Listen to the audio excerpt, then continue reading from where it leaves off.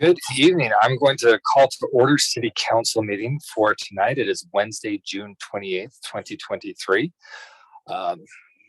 Most members of the council are present. We anticipate we'll be joined online shortly by Council Member Worthen and Council Member Bloom. All right, we will start off this evening with our Pledge of Allegiance. And Mr. Anderson, could you lead us with the Pledge of Allegiance tonight?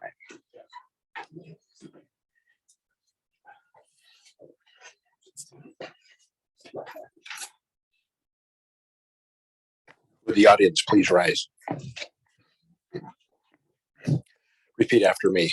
I pledge allegiance to the flag of the United States of America and to the republic for which it stands, one nation, under God, indivisible, with liberty and justice for all.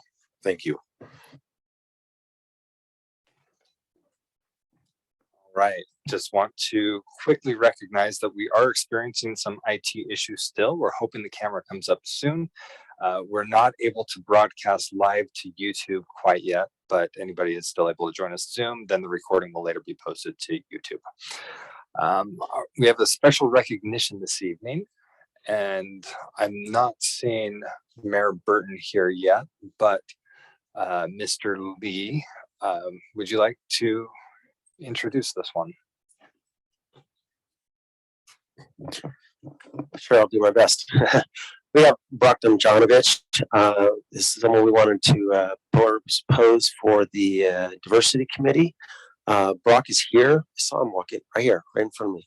Brock's here. You can see his resume here with great experience. We think he'd be a great fit for the Diversity Committee. He's excited about serving the community of West Jordan, and so we'd like to put his name before you for advice and consent this evening. All right, well, we'll turn to Councilmember Pack for the Committee on Mayoral Appointments. Great, thank you, Chair. As always, we're so grateful when people step up and want to serve the community. That's why we're here. That's why most of the people in the room are here. So thank you very much to Brock and for the mayor's office for tendering his application. The mayoral appointment subcommittee comprised of Councilmember Bloom, Councilmember Jacob, and I don't have any hesitation or reservation. We did have a question if Mr. Lee and or Mr. Damjanovich would like to mention. You mentioned that he's a great fit for the Diversity Committee. Could you go into a little more detail as to why? We see great credentials on the resume. Just curious where you feel that great fit is. We just need people on the Diversity Committee who are willing to serve in the community, willing to help look at all the different elements that comprise West Jordan. And I can't speak more than that other than Brock's willingness to be part of something with the city. Okay, thank you, Mr. Lee. And thanks again, Brock. Appreciate it. That's all we have, Chair. Thanks for your time. Thank you. I'd look to the council for comments or a motion. It is resolution number 23-043. I'll move to approve resolution 23-043. Second. Motion by Councilmember Jacob, second by Councilmember Green. Any discussion to the motion? Seeing none. Cindy, could you walk us through a vote?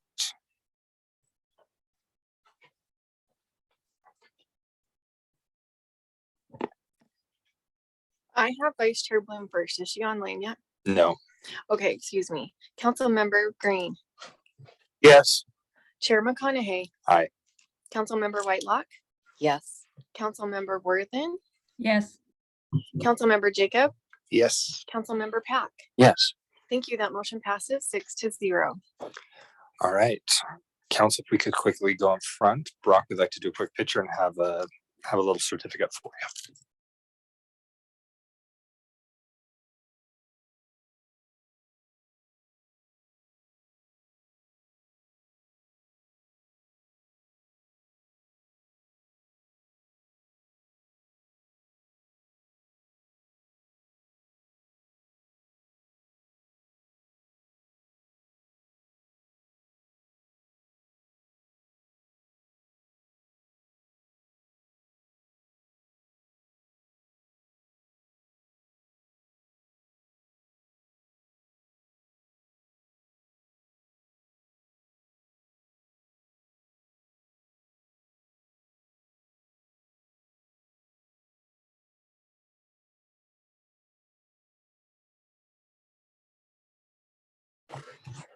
Okay, next item of business is public comment.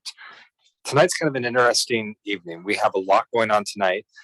If you're here to speak about anything, whether on the agenda or not, this is one of your opportunities. The other items that we do have on the agenda, we have a couple public hearings that will happen later on in tonight's meeting. During those public hearings, you can only speak to the item about which the public hearing is being held. If you're not going to be able to be around that late, you're welcome to speak now instead of at the public hearing. However, you can't speak now during citizen comment, and then again during the public hearing, you can do one or the other. We also have a couple other meetings. We have a redevelopment agency meeting that's going to happen later tonight. After this one, we also have a Fairway Estates meeting that will happen a little bit later as well too. So if you're here to speak about either of those, if you don't want to wait through the entirety of city council meeting to make it to the other two, you're still welcome to speak during the citizen comment for that. During citizen comment or public comment, you've got 3 minutes, up to 3 minutes to speak to us. We typically don't engage in back and forth. Our job during that time is to listen to you, consider anything that you may have to say. If you have very specific questions, we may find the right person with staff to get in touch with you to help resolve those.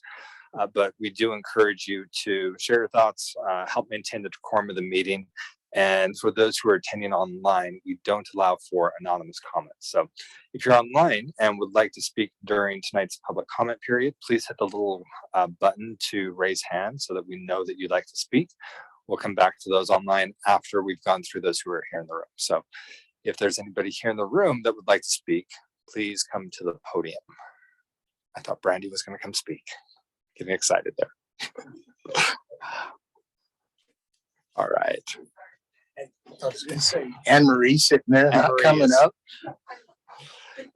Sorry, we were consulting. I'm going to be covering for both of us. So I'm Anne Marie. I'm the manager of the Bingham Creek Library, and my counterpart Vern, who is at the Wastewater Library. We thought we'd just combine everything and keep it short for you guys. So we're so glad to be here. West Jordan is such an awesome city. For West Jordan, we just completed Owl Camp over just next door.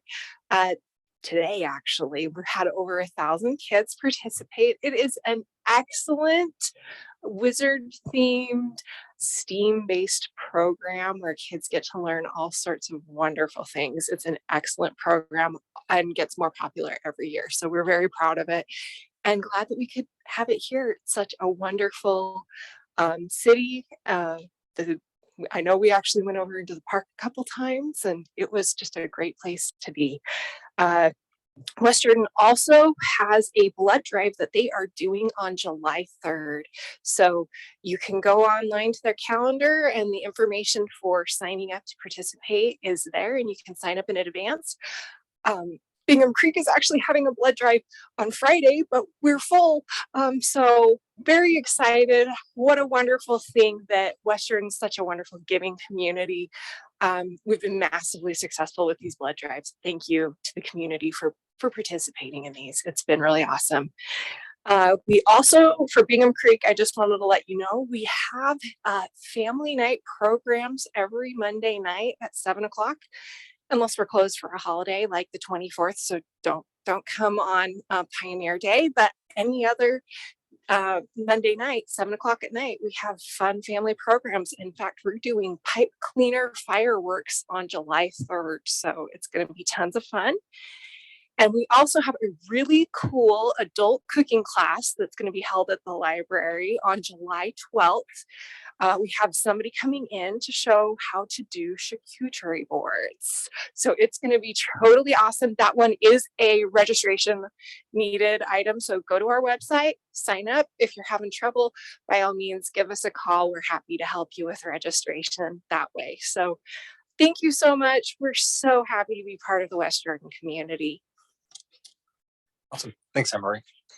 Anybody else that would like to speak during citizen comments? Brock, please.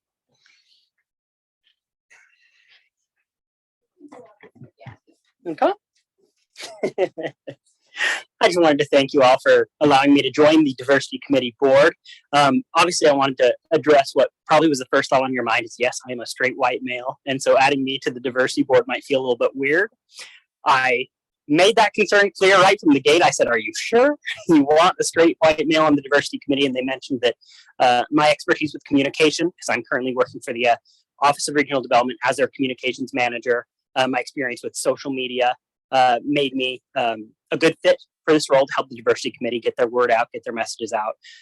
Also, one subsection of the committee of the Western community that I represent is the non-religious community, which is not the majority here. So I'm this much diverse. So I appreciate your vote, and I'm excited to serve on that committee. Awesome. Thank you. Anything you want to say? All right. Well, I am not seeing any hands from anybody online wishing to speak during citizen comment. I'll give it just another 5 or so seconds. If you are online and want to speak, please quickly hit that button to raise hand so that we know that you'd like to participate in that. And I'm still not seeing any hands come up. So we will close our citizen comments and move on to reports to City Council. We'll start off with any council members that have reports on items that have been undertaken over the last week or so. Councilmember Whitelock. For Utah Leagues of Cities and Towns, for their legislative body committee, they asked for volunteers to serve on subcommittees. So I'm serving on a water subcommittee and a child care subcommittee. We've only had one meeting for each of those, and they basically were just giving us information, nothing mind-blowing, nothing really important to share. Just wanted to know that that is occurring. And when something important comes, I'll let you know what it is. Thank you. We'll go online to Councilmember Worthen. Okay, can y'all hear me, or am I like super loud, super soft? Sounds good.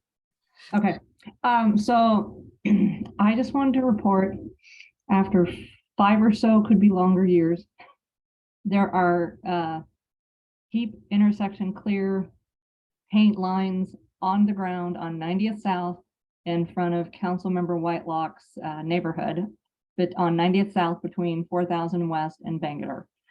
I got involved before I was even on council with Councilmember Whitelock, trying to work with UDOT. My husband even drew up plans to show where the lines could go, a possible median, so people won't cruise down the middle of the lane to get to 40th from Bangor when that traffic backs up.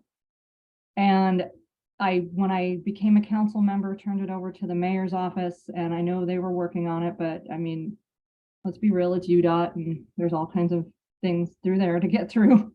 But finally, in January, saying this is my last year, that was one of the things on my list. I called Scott Howell, and I said, Scott, do you know anybody in UDOT that can get things done? And he says, I sure do. And he connected me to Nathan Peterson of UDOT.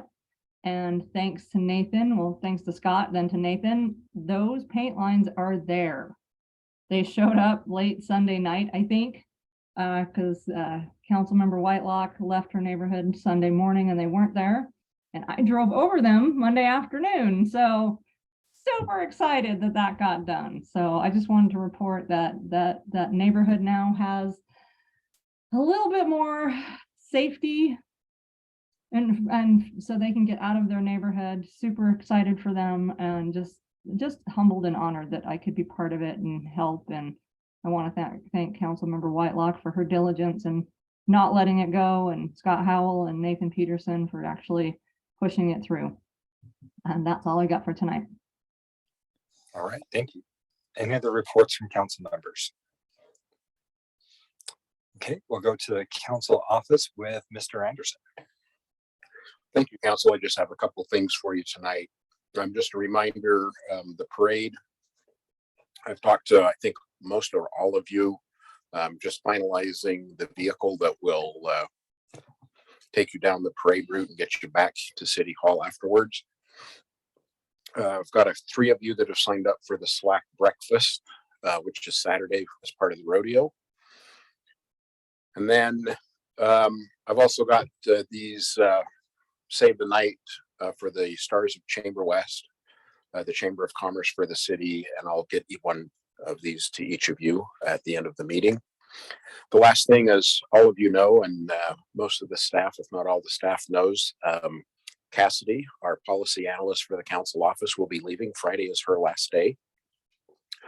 While we're in this meeting, it appears that her position has been posted for the city on the city's website and such, so we can start looking for a replacement. We expect that process to take approximately 6 weeks.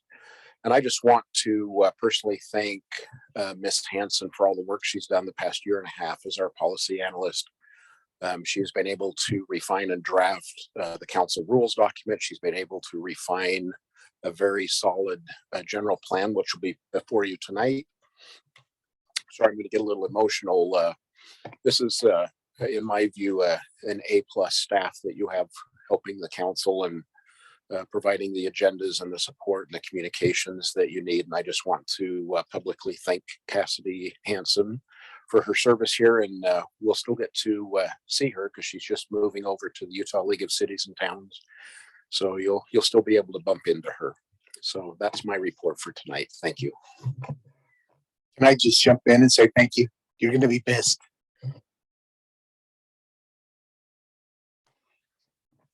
All right, we'll go to the mayor's report with Mayor Burt. Thank you, Council Chair. Cassidy, I'll miss you at this job. I wasn't your boss here, but I won't be your boss over there either because I'm on the board. So we'll always have a very similar relationship. So I look forward to seeing you there. So that'll be a good experience. A couple of things. First, I apologize for my tardiness getting here. I had some people that wanted to keep talking and I was having a hard time to stop listening, but I finally made it. So thanks for letting me come and join you here today. I want to talk about the elephant in the room for just a couple of minutes about our current IET, information technology situation. So this problem all started on Flag Day, ironically. On June 14th is when we were alerted to some issues that were happening. And it was interesting because we had some people that came in to go to work early and our IT staff knew about it even before these early people came in to go to work, and they caught right onto that and started working on there. Anyway, so they took very prompt action, our IT people did, with this network situation, and we got some leading independent cybersecurity and digital forensic experts to assist us with our response. I know that was a mouthful, so I had to look, make sure I said it right. And with our restoration process. And no, the process is in place. You've probably heard that our phones are back up, which is great. While I was over at Public Works, I could hear them answering call after call after call. So there's a backlog, but our staff are doing spectacular. The pressure's there. Sometimes some of the residents aren't quite so nice, but when they finish with our staff, who's nice in return, it seems to work out and they find out what's going on. So communication has been important here, and that's important that that's going. But our team has been working around the clock 7 days a week in order to make sure that things are restored in the most secure and safe manner. And the public safety responses have been operating totally all the way along. So people have been able to reach out and get police and fire if they needed it, just like they would before. They shouldn't notice anything different there. Where needed, staff across the city has been making adjustments, making things work. We're doing workarounds and making things go, and making it happen. So my goal is to have the public see as little as possible. They'll see it, but as little as possible. We have more work to do. We're doing it differently, but we're still serving them and making sure that's going. And our staff has stepped up to there to make it happen. Now, I wish I could give you some timelines. I can't, but we're making progress. But I can tell you that the timelines are happening faster than what some of the experts thought we could do. And that's a credit to our IT team, the time they're putting in and the skills that they have. So that's really good. So hopefully our interaction with the residents will get even more normal. Probably one of the biggest things is the dumpster rental thing. So we have a workaround put together. We're hoping to implement that tomorrow. Today, we were just taking their names and numbers and told them we'd get back to them as soon as we had this put in place. And we're hoping tomorrow. I told them to say next week just to give us some time, but it may be as early as tomorrow. So we're looking forward to that. Passports is still happening. if you ever want to be short, just come out and see the line. They've been doing really good. Blue staking, code enforcement, building inspections, engineering inspections, community events, and most other public interactions are proceeding with very little disturbance. So that's good news. Some internal systems are still not online. We're still having to do some workarounds with those. And we'll continue to work on that until we get there. But our commitment to serve our residents, we take very seriously, and we will continue to do so because they are our top priority. So thank you as we work through that. I appreciate your patience there. I have a slide, switching subjects now. Any questions on that before I move to the next subject? Okay, let me go to a slide that I have. It's not related to this. I attended a meeting with the Utah Foundation earlier this week, and one of the things they were talking about, and it's fun because I see some people from horseback riding and from arts community. They're talking about doing community things is very important for the way we feel in our communities. And they mentioned parks are extremely important and have another community things going. But parks, they put a slide up.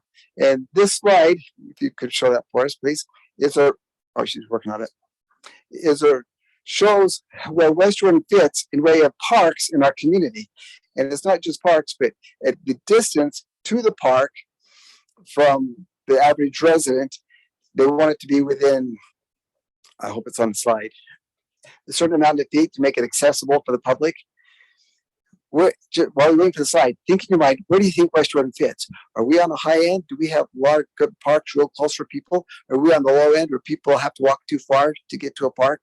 Or where are we? So here it is. So 55% of Utah residents live within a 10-minute walk to the park. In West Jordan, can you find us there? Smack dab in the middle. Well, that's pretty good. So they have found that increasing park usage reduces crime and calls the police department gets and things like that. So we are thrilled to have parks in here. And as you know, we've added parks in our city just past year. The Maple Hills Park, which is extremely popular. And we've improved other parks such as Plum Creek and some others. And we now have a disc golf over in Teton Estates Park. And the grand opening for the disc golf will be Monday at 6 o'clock.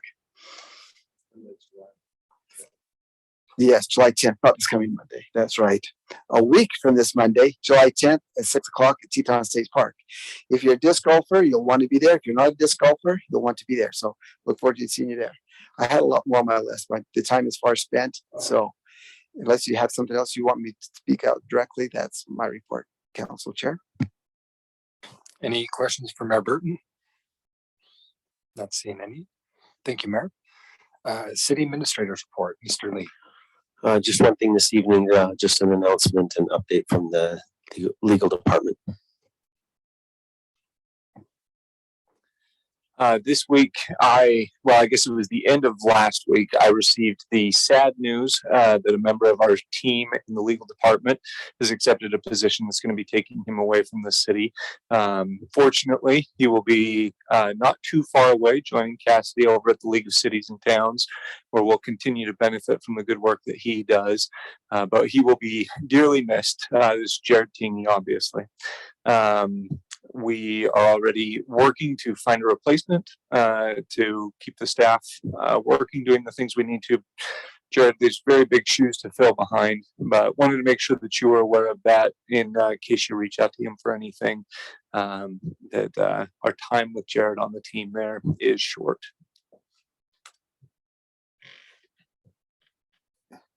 I talked to Jared the other day and congratulated him, but publicly, I'd like to tell him thank you too. All right, thank you. Nothing further. Okay. So we'll move on from reports to the City Council. We've swapped the order. Typically we'd go into our public hearings next, but tonight we're going to do the business items first because there are a couple items that have to be taken care of before we have our public hearings, including our adoption of the tentative budget. So our first business item is the report from the Cultural Arts Society of West Jordan and their request for funding. And this one was, let's see, who's presenting this, Cassie? Sorry, I don't have your name or info here. Right, but Sorry, I'm new here. My name is Janessa Kimball. I'm the Executive Director for the Cultural Arts Society of West Jordan. Again, this is my first time presenting to the city, and I'm not really big on public speaking, so I hope you'll take it easy on me. But this is a really exciting time for us because we get to kind of hit on three separate pieces in this presentation today. The first one's probably my favorite because we get to brag a little bit about what we've done in the previous year. So we'll start with our 2021-2022 annual report. And then we'll dive into the 2022-2023 application, as well as our 2023-2024 application. These are stacked in a way that really isn't ideal. Ideally, we would have done this annual report in August, but it's just taken some time with us in the city to really figure out what data, what information, what financials you want for us, just to make sure that we're hitting what you need. So awesome, let's get right into it. So we'll first talk a little bit about our purpose, mission, our programs, the community impact, and the financials. So this really is following the report that has been agreed upon between us and the city, and it's going to hit a lot of those different data points as requested.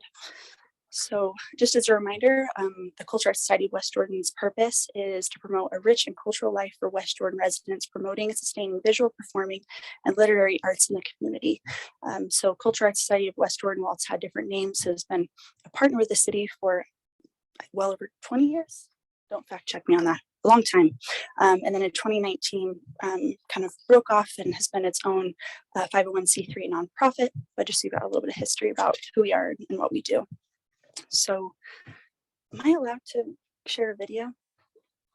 Is that allowed? You can say no. The chair. It's like a 2-minute video that just shows a little bit about our events from the last year.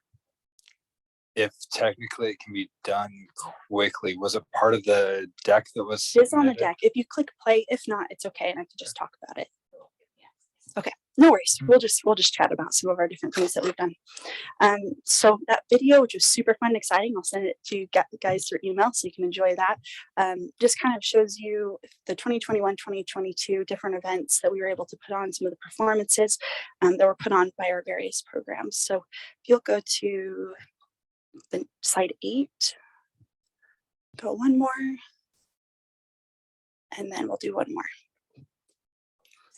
So we have our 8 different programs. We have our West Jordan Concert Band, West Jordan Symphony, Jazz Band, Visual Arts, Literary Arts, Sugar Factory Playhouse, Youth Theater, and Senior Band. So we're really lucky that we get to serve people from all different talents and ages, demographics, and in our various programs. So go to the next one. So the next thing is just reporting on the community impact. So if you'll go to the next slide. This just kind of walks you through, and I'll kind of just skim through, but you'll see all of the different programs that we were able to offer throughout the city. Things ranging from our senior band performing at retirement homes, our jazz band concerts, Sugar Factory Playhouse performances, symphony. Again, you can see all the different times that we've been able to perform in the community over the last year. You go to the next one, and that shows the second half of the year. Over the year of 2021-2022, we were able to compile $277,532 of in-kind donations. So that's time that people have volunteered to work and be a part of our organization. The next thing we'll get to is that was requested at our last report was just some more information about, okay, you're putting on these fantastic programs. Are West Jordan community members actually participating in them? So if we go to the next slide, this will just kind of walk us through. And again, I'll just kind of skim. And again, I'll send this out to you all so that you have that additional information if needed. But with our West Jordan Concert Band, 61% of participants live in West Jordan. And these are estimates, since the majority, nearly all of our events are free of charge, so we're not tracking how many tickets. These are estimates of how many people are in attendance. So approximately 960 people at those performances. Go to the next one, and then our West Jordan Symphony, approximately 53%, and 1,715 attendees. And our West Jordan Jazz Band, approximately 55%, and approximately 580 attendees. Our visual arts, 100% of the artists that were presenting live in West Jordan, and approximately 800 attendees to those various art shows. Sugar Factory Playhouse, 34% live in West Jordan, and 3,338 performance attendees. Youth Theater, 47% live in West Jordan with 2,618 performance attendees. West Jordan Senior Band, 75% and approximately 1,500 performance attendees. And total overall participation, we approximate 67% of participants live in West Jordan, and 11,611 performance attendees. So these, this was from the years 2021, 2022. So it's still a little bit in the unfortunate COVID times. So even in the time since then, we've been able to ramp up our performances and number of participants that are there.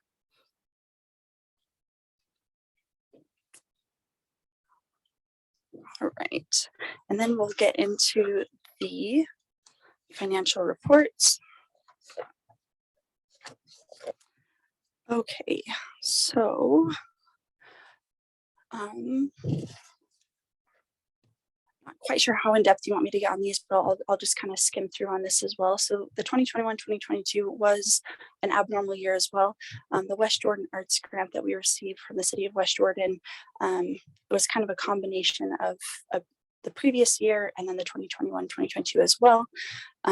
So significantly more than normal, and was on the tail end of that year.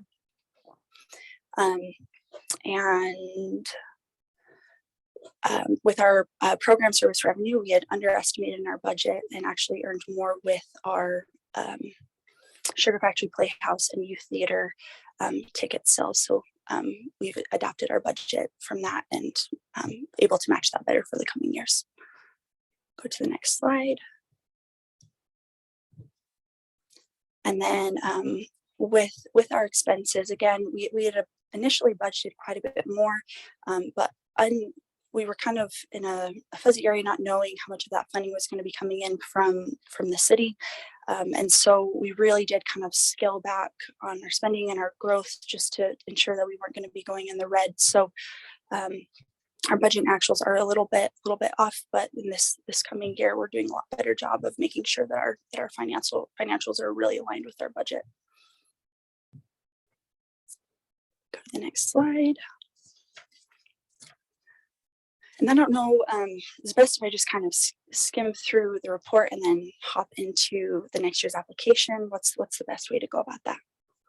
Okay, so we'll just kind of power through and we can kind of save all the questions for the end if that's okay. All right, so now we'll get into our 2022-2023 year application, which is kind of interesting since we really only got 2 more days in 2023 fiscal year. But we'll go to the next slide and it kind of dives through our budget for this year. So with our budget for this year, our program service revenue, we anticipated around 43,119. We anticipate the West Jordan Arts Grant being around 60,000. Our Salt Lake City ZAP grant was 15,000. Private contributions that range from donations, business sponsorships, things along those lines. And then our other public contributions, that includes Utah Arts and Museum and our ZAP grant. Oh, not ZAP grant. I'll have to check my notes on that. I'll get you on that. Go to the next one. Oops, sorry, our formatting got a little funky there. For our expenses, we anticipate 17,100 independent contractors. So this is significantly higher than normal. We worked with Pathways, which is a consulting group that really helps support nonprofits, and did a fantastic job really helping us dive into our bylaws, helping us understand how we can grow as an organization, do a better job with our financials, our budgets, and we'll continue to do more and more of the things that they've taught us and apply those to help our organization grow and be an even better nonprofit. Again, that formatting got a little bit weird. Sorry about that. Total expenses, we anticipate $155,265. Again, it got kind of weird, but oh, there we go. And then our facilities was quite a bit more since we weren't able to use the city building this year. So a lot of that money was spent renting out various different spaces for rehearsals and things along those lines. And then our accounting and legal liability insurance is pretty standard year to year. And then other expenses, those things are things like software, website, things along those lines.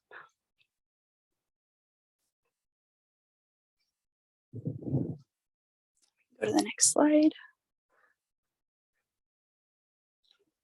And this is where that funding went to with our various different programs. Again,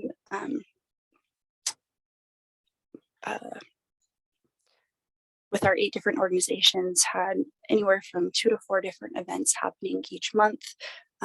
With increased numbers from those previous years, we'll have those numbers completely dialed in for our report that would happen in August of all of those attendees, the percentage that were West Jordan participants, and so on.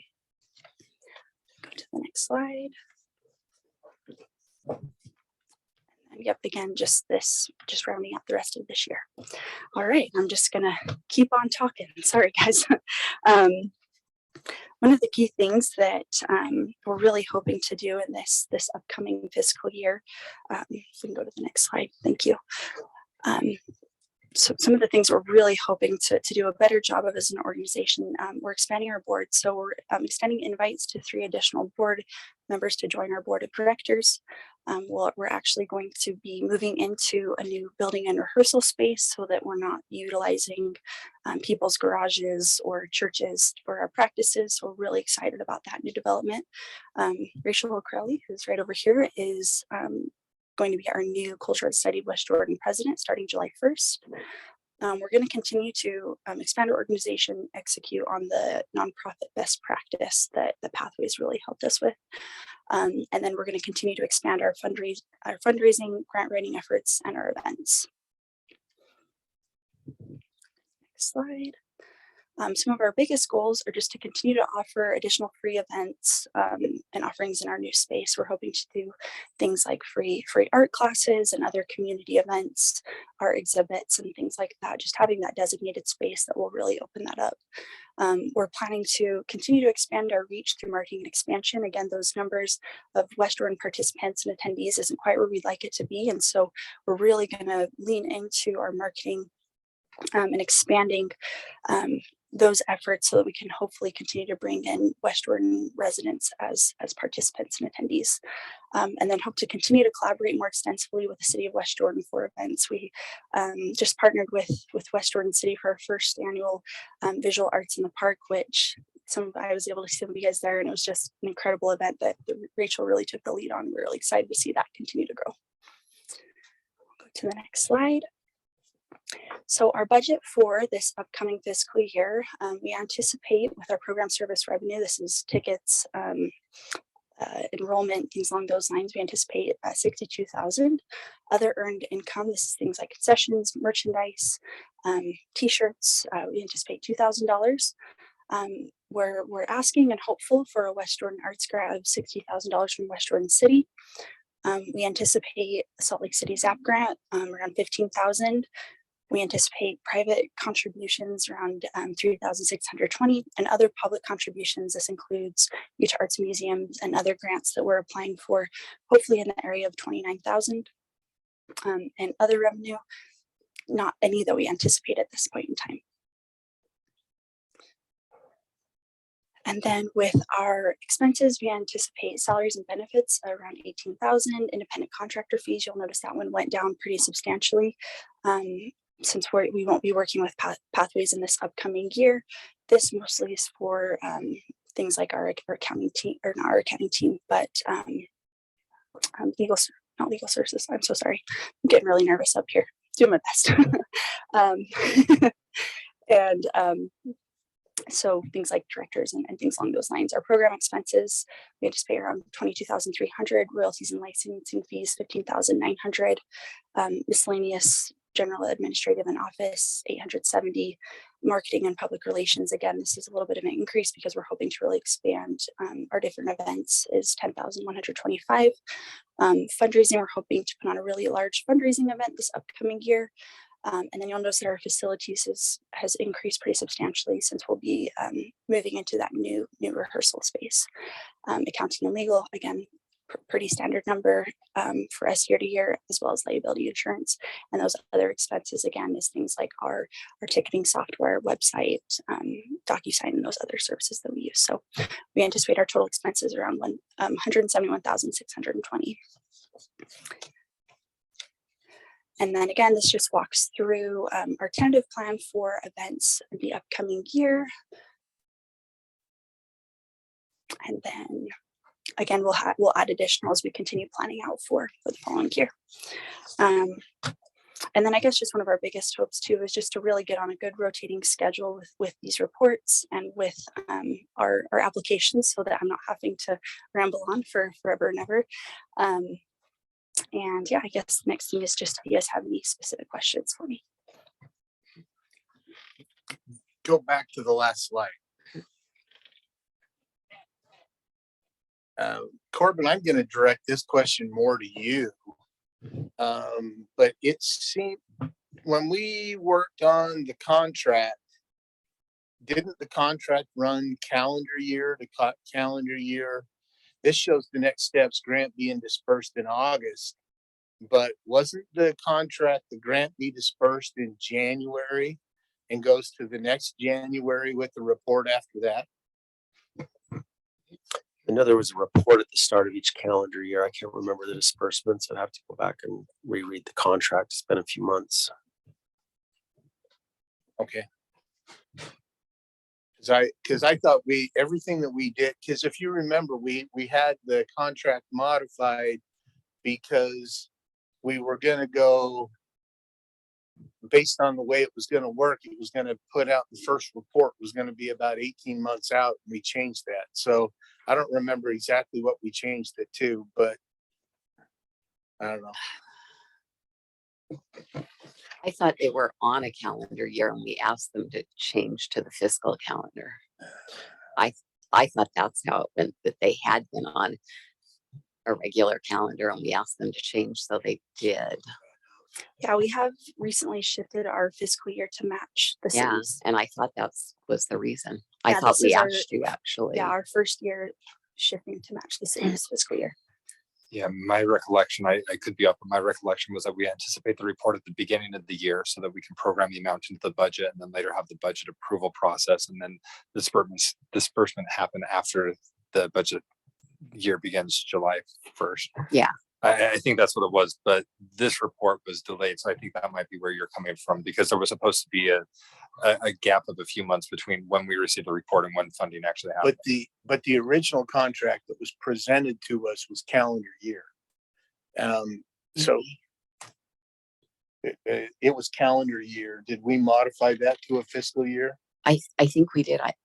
What I recall is that, yes, it was calendar, but we said, ooh, that's hard because then we're giving you money not with our budget cycle. So can you change to be our fiscal so that it can be more in line with, as Chair McConaughey said, so that they can give us a report prior to budget season so that then we can decide what we're allocating. And then I just want to make sure whatever we do, I want to make sure that we're in line with the contract. So I'll leave it at that. So Janessa, my things were, you did a great job. I appreciate, there's a lot more data here than the last time that it was presented to the council. And this you can say I prefer not to answer, but I'm just curious where your rehearsal, where you've come up with space. Yeah, absolutely. It's actually just, I have no sense of direction. Where am I? That way, just right across the street. At, do you know the address off the top of your head?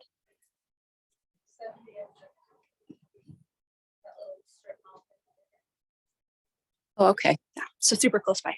Awesome. Yeah, really Nice work. Thank you. Any other questions from the council? I'm not seeing any hands from those participating online, nor any lights here. This does not require any action of the council. Councilmember Pack, did you want to chime? Oh, sorry, I just saw your hand. No, I was just Going moving for the microphone, but since you asked, thank you. I was just curious if you have any specificity on the programs that you said that you hope to incorporate into the new year, that you're hoping to expand, not the collaboration portion necessarily with West Jordan City, but you said that you wanted to expand Yeah, programming. so What's on tap? So we'll be bringing back our literary arts program. We just had someone apply to be our literary arts chair, so we'll be bringing that program back. In addition, another board member was a previous art teacher and librarian, so they're really excited to come and offer free art classes for the community using our new space.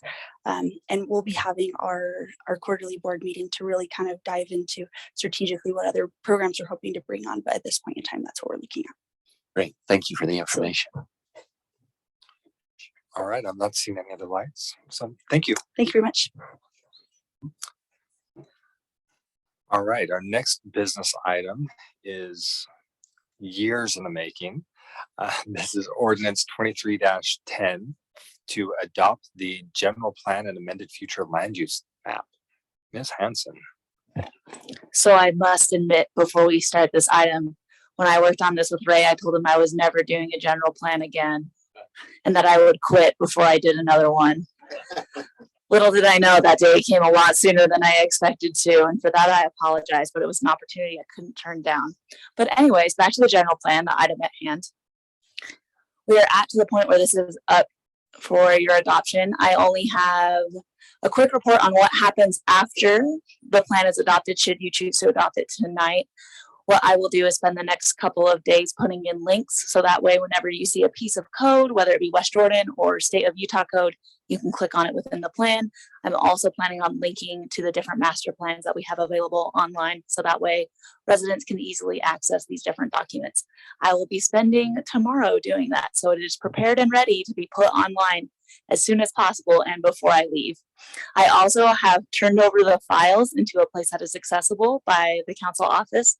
So should you change the general plan, which is in your purview, it can be done without my help. So we are sufficient and self-sustaining in the council office despite my departure. You're saying that Alan is technologically savvy enough to work on it? Cindy. I can neither confirm nor deny that. Okay, that's a good answer. I believe that someone will be able to help you out within the city, if not several. So I just wanted to give you a little bit of timeline on that. I've also left a note for hopefully the future analyst or the council office when they have hopefully an all hands on deck situation again, that the council has mentioned they would like to see the general plan goals on their RCAs in terms of which ones apply to that RCA. I'm seeing nods still, that's still interested. Okay, great. That is on the list of things to do. With my departure, it might need to sit for a minute, but we do have that on the list of instructions for the next analyst and for the council office to remember. So I will prep that as much as I can, once again, before I depart on Friday. And then my final question is, currently the general plan does not have a page that is dedicated to those who have worked on the plan. Would you like me to add that? I'm seeing 1, 2, 3, 4. I'm seeing lots of nods. Great. If there aren't any questions from the council, I will turn it back to the chair. Councilmember Whitelock. I am in favor of you including, but I would want them to give the okay to be included. Great. Thank you. All right. Any other question, comment from the council? Councilmember Green. I'm going to ask a question. When we had the public hearing couple of weeks ago. I think it was 2 weeks ago, 3 weeks ago, whenever we had the public hearing. There were some questions on Southwest Quadrant. Did we make any changes on that, or were we okay with that? We haven't made any changes because we haven't received instructions to make any changes. You are the body that would make the final changes before adoption. So we have not made changes. Okay, I didn't think I'd seen any changes, but I just wanted to make sure. All right, I'm not seeing any hands from council members online nor lights here in person. Councilmember Green. I am going to move to approve ordinance number 23-10, adopting the 2023 general plan and amended future land use map as the comprehensive and long-range plan for the city of West Jordan. And I'm just going to throw out, as I'm making that motion, I want to thank everybody who has put so much time and effort. I know there's a couple of you sitting here at least one of you sitting in here in the audience in the cheap seat. So thank you. And I'll make that motion. Just quick clarification to the motion. There was a head nod earlier to indicate support for the acknowledgement page. Does that motion include adoption with that acknowledgements page? Sure. I'll second. Motion by Councilmember Green, second by Councilmember Whitelock. Any discussion to the motion? Councilmember Whitelock? Well, first I have to say those cheap seats, no, you have to arrive really early to get those seats. They're the wanted seats. They're not cheap. I want to thank those that worked on this diligently. A lot of great input was given by residents and staff, and I appreciate that.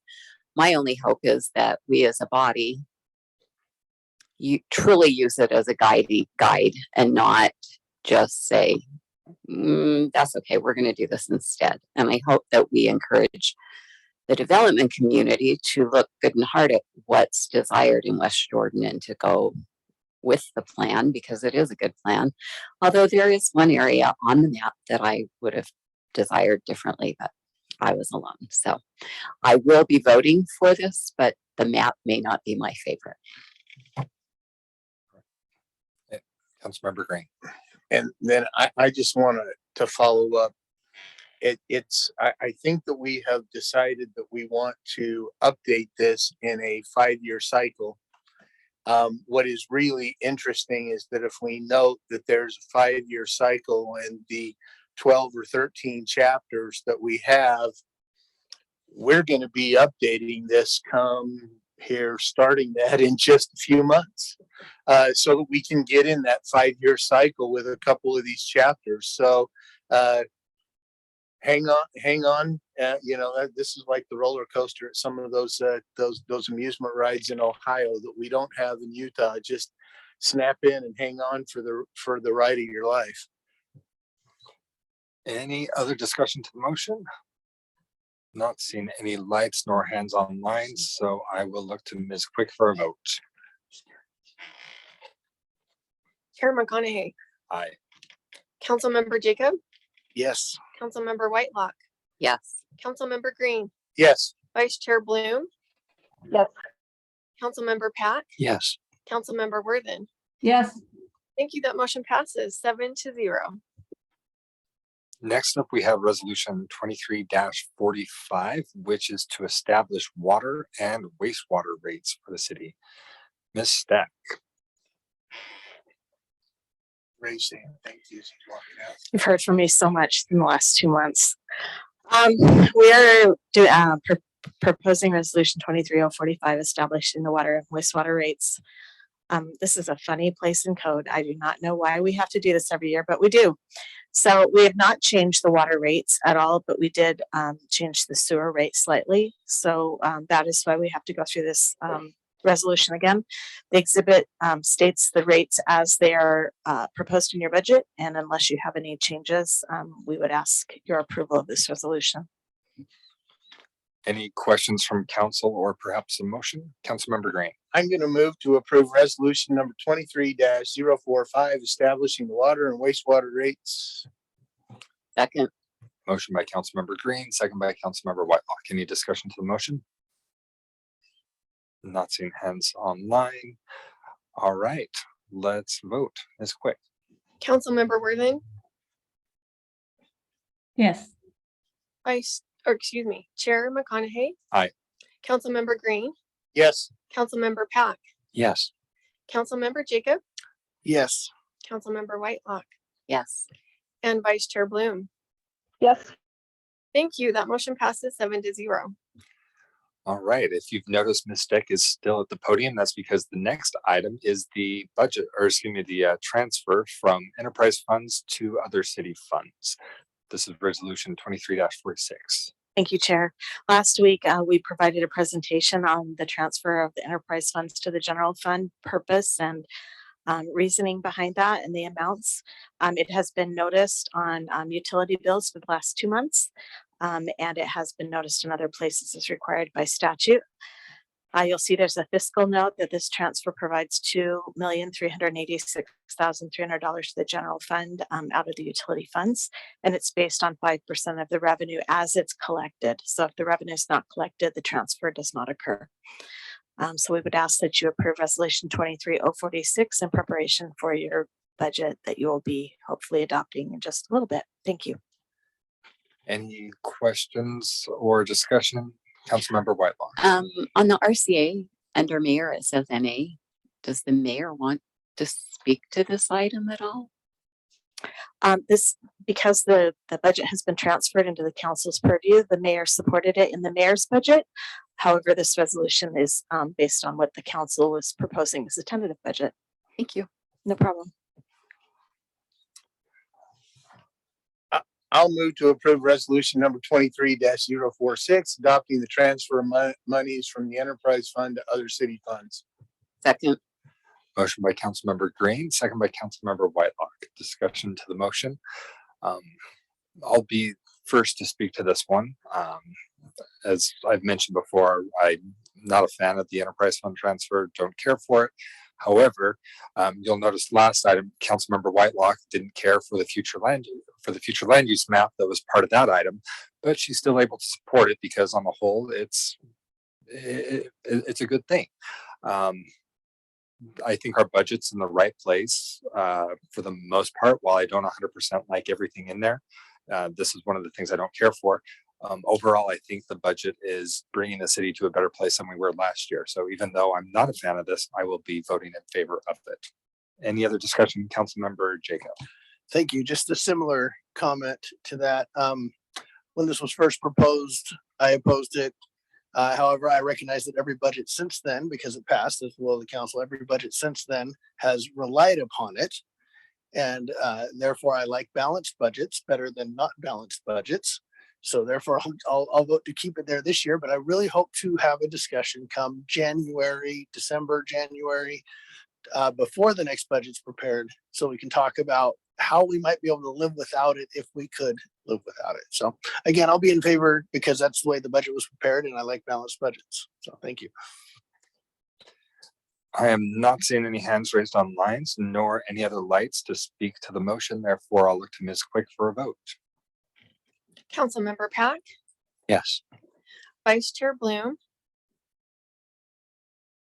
Yes. Chair McConaughey. Aye. Councilmember Whitelock, Yes. Councilmember Green, Yes. Councilmember Jacob, Yes. and Councilmember Worthing. Yes. Thank you. That motion passes 7-0. All right, that concludes our business items and brings us to our public hearings. First public hearing tonight is regarding regarding permission of petting zoos in PC and PF zones. And I believe we get to hear from Mr. Gardner on this. So thank you, council. The request is simple, but the deliberation may be difficult anyway. There's two requests, or actually three requests tonight from the council in this ordinance. One is to adopt a definition of a petting zoo which would be a collection of domesticated animals such as goats, ducks, chickens, horses, cows, pigs, alpacas, llamas, rabbits, and sheep, and sometimes docile wild animals such as turtles or deer for humans to feed, observe, ride, and pet. It does not say anything about eating them. And then the other request is simply to add a petting zoo as a conditional use in the planned community zone. And you might think that is an odd place to put it, but we already have a petting zoo in the planned community zone, which is at Gardner Village, which was established many, many years ago when the property it was approved on was in the agricultural zone. However, that property was owned some years back to planned community. So that is request number one, number two, making it a conditional use in the planned community zone. And as the council is aware, a conditional use would have to come before the planning commission who as a body could establish conditions to mitigate the detrimental effects to the community area or neighborhood in general. And likewise, and I've heard some concern about having a petting zoo in the plan or public facility zone, which is the third request of this. And that would also be a conditional use in the public facility zone. And most public facility zones, are schools, parks, that type, government buildings, that type of thing. I think it will be, if one was to establish, it would probably be in a park of some type. But just because something has it in the zoning use table doesn't automatically mean it's going to happen. Do you have any questions for me? Questions for Mr. Gardner before we open the public hearing? We'll start with Councilmember Green. When we talk about petting zoos with conditional uses,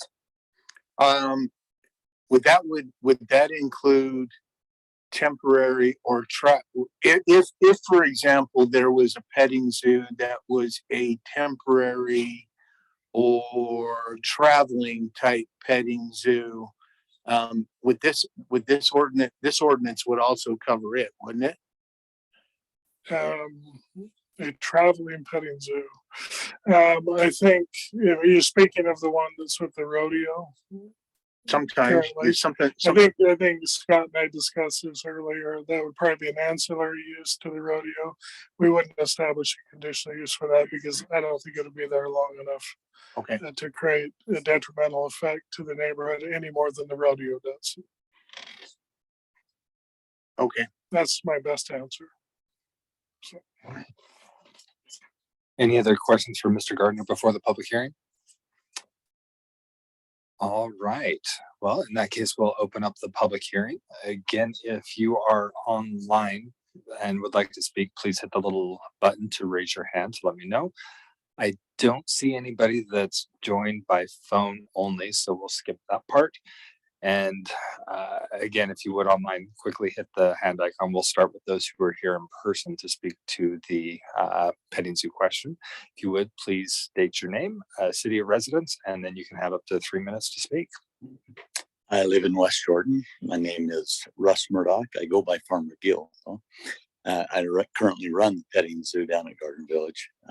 Just let you know where changes and stuff happening down there. We've talked with the council in the past about possibly relocating up to the city park with a large funding to build a nice facility up here where we can continue to educate and to rescue, rehabilitate, and rehome animals. It's not just about the petting zoo, and it's not just about the rescue of animals. We've found as we've been here at Gardner Village for many years that we've ended up rescuing animals, but they in turn rescue the people that are in the community. That the animals have a way of healing many hearts, many wounds, and many traumas that sometimes can't be touched other ways. And so we're just here showing support for this ordinance and hoping that moving forward we can stay here in the community and continue to be an asset to y'all. Thank you. Thank you. Anybody else who'd like to speak to the council on this one? All right, I'm not seeing any hands online nor any hands in person. So we'll close the public hearing and turn to council for discussion or perhaps a motion. Councilmember Whitelock. So I'm comfortable with this halfway. In the PC, I'm comfortable. In the PS, I'm not comfortable with it.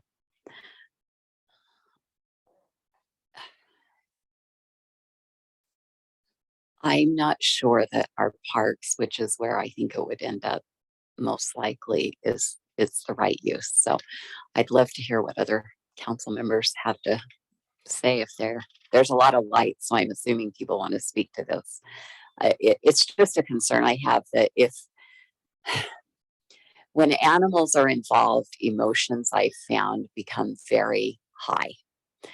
And for me, if it's in one of our parks, it seems to me like we may have liability issues that I don't want the city having to deal with. Councilmember Green. I have a little bit of hesitancy in the PS zone. But as I look at other cities, I would suggest that slightly different, but Tracy Aviary's in the same ballpark as Petting Zoo. That's been there in Liberty Park for at least 55 years, because I remember going there as a kid. So it, that dates me, right? But Tracy Aviary's, it's been there at least 20 years. But Tracy Aviary's been there, and it's the same type of thing. I would suggest that, Logan has their zoo in Willow Park, and I haven't heard anything negative. Here's a couple of the reasons why I think I might. All things being equal, if I have to vote for the whole package, I'll vote for the whole package. But there's a couple of things that we have to remember is that if somebody decides, and this is interesting because, and I'm gonna throw a wrinkle in with what Mr. Gardner said. The conditional use with the known detrimental effects has to go before the planning commission. But guess what? We have the final say because we haven't established any fees for putting this in the park. So somebody would have to come before us, and if this was going to be put into a park, we would have to either decide how much we're going to charge somebody to put it in the park, or we would have to waive the fees. So, and I would suggest that as we're talking about this, and as we keep this in the back of our mind, is that the conditional use should be granted before it comes to the city council, and then the city council would have all the conditions that were imposed by the planning commission. We couldn't override those, but we would actually see all the conditions on the plan, the conditions, and if we didn't like it, we don't have to rent it out. We don't have to waive the fees. We wouldn't have to charge the money. We could say no. So I think that in this particular circumstance, we as the city council actually have the ultimate. In general terms, the conditional use, if it's a conditional use, we don't have any veto authority, right? Because that's solely the planning commission. But in this particular case, because there's going to be a public facility, let me rephrase that. If it's West Jordan's public facility, we would have we'd have the ultimate veto authority to decide if that was appropriate for the city when that was done. Because of that, I think I'm going to lean in favor of voting for, if the Jordan School District wants to put a petting zoo on their property across the street, more power to them, right? Because they'll have a conditional use and they can do that. But you know, when you look at things overall, I don't want to close the door to West Jordan City of things like Tracy Aviary, things like Wheeler Park. I don't want to close the door to that. And so that's why, all things being equal, I'll probably vote for the ordinance, because I don't want to close the door to that kind of environment, and the potential, you know, that things like Wheeler Park.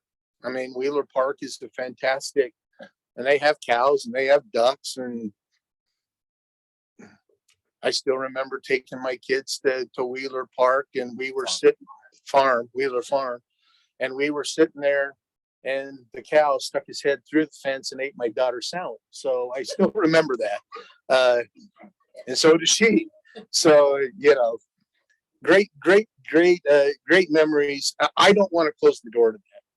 So that's why I'll be voting for that. Is that I just know that there are times and places, and we'll have the ultimate say if it's on our property. Councilmember Jacob, then I'll chime in. Thank you. Yeah, what Councilmember Green just said is a lot of what I was going to say, in that just because it's in a public facility zone does not mean it's on public property. Does not mean it's on city property. There's a lot of public facility zones that are owned by other entities. So if, for example, a petting zoo wanted to come into the park, they would either have to have this park property surplus and sold to them, or rent it, or lease it, or there's going to have to be another agreement there somewhere. You can't just come in and set up a pen with some ducks and say, or some goats, and say, "Hey, petting zoo," and by the way, it's allowed because of the zone. You know, that's not quite that simple. So, whereas, yeah, I have some hesitancy as far as just carte blanche, and well, it's not carte blanche because it's conditional, but carte blanche in a public facilities zone. I'm actually not as hesitant to it as I am about going ahead and saying, yes, you can put petting zoos in the park. I'm not sure I'm all for that, but I do like I like the flexibility. I think more things should be conditional uses in more places rather than prohibited. Just because you never know when somebody's going to come with an application that doesn't fit what we thought we wanted, and somebody comes in with something creative, and we go, oh wow, that's actually something we should have considered when we outlawed that, or whatever. So as those who follow me around social media know that I'm against banning things. So this is a step toward allowing something with a little bit of oversight. So I'm going to be in favor, even though I didn't think I was going to be. Thanks. So in a PC zone, I don't have any issue. That's fine as part of the planned community, having a conditional there. Sure.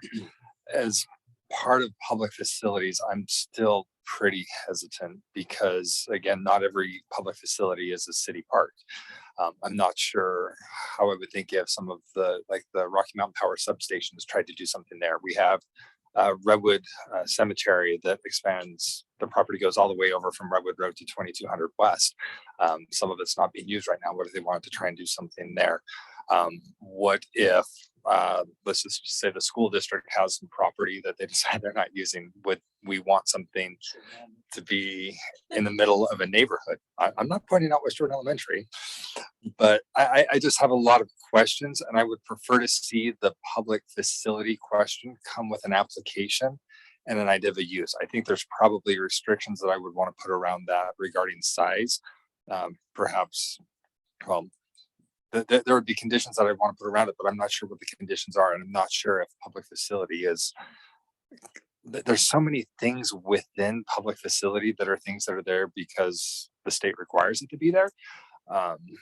But some of these things like hospital, large scale public utilities, major transportation, military facility, minor operation, public parks are permitted, but other conditional. I mean, we could do recreational and entertainment outdoor, which kind of seems like it matches up, but I want to give more thought to the public facility part, and it would be helpful for me to see that in context with an application rather than preemptively saying, sure, go ahead and let's open it up. Anybody's welcome to ask for a change. I just don't know that this change should be city sponsored. So that's why I'll be in favor of the one in the PC public facility. I'm not quite there yet. Councilmember Pack. Great, thank you, Chair. Appreciate the conversation. I've been advocating for this for years, not as a pet project. Okay, I know, dad joke. But in a public facility zone, as the recommended motion mentions, it's recommended as a conditional use. So I agree that we can put conditions on it instead of banning it. Let's say it's conditionally approved, and one person's common sense might be another person's radical idea, but to me it would make more sense, and it fits within my idea, and I believe our idea of how we're trying to develop, let's say, Veterans Memorial Park, to have a variety of amenities when we have a lot of historical buildings here, talking about our farming roots and having animals on site, for instance, seems like that would be better than a electrical substation area. And certainly conditions could be in use there. Interesting, when I think about animals, we still have students riding to Copper Hills High on horseback and keeping horses on site. So not necessarily a petting zoo, but we do have animals all around. So I would be in favor of approving this because it says it's a conditional use. So I'd be in favor of approving this motion this evening. Thank you. All right, I did not see hands from any online, so I would look to the council for a motion.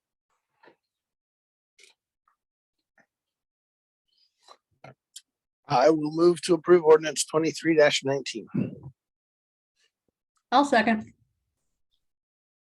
Motion by Councilmember Jacob, second by Councilmember Worthen. Any discussion to the motion? I've got a Councilmember Whitelock. I just don't think I can support this motion. I totally, the PC, great. The PS, while it depends on how you look at it, right? It doesn't mean it could never happen. If somebody brought a really good idea for a public facilities piece of land, it could still happen by coming to the council and asking us. So I disagree that by us saying no to this says no to anything on a public facility zone. That's not what this does. Does it make one less hoop maybe for someone to jump? Yeah, maybe, but that's a hoop I'd like them to have to jump. So I don't think I can support the motion as stated. Okay, I'm not seeing any other indication from council members wishing to speak to the motion, so we'll turn to Ms. Quick for a vote. Vice Chair Bloom, Yes. Councilmember Jacob, Yes. Councilmember Green, Yes. Chair McConaughey, No. Councilmember Worthen, Yes. Councilmember Pack, Yes. Councilmember Whitelock. No. Thank you. That motion passes 5-2. All right, that brings us to ordinance 23-18, which is amending the interchange overlay zone text to be consistent with the map adopted in 2021. We have not heard anywhere near enough from Mr. Gardner, so putting back over to you. I will keep it short and sweet because you have much more important things.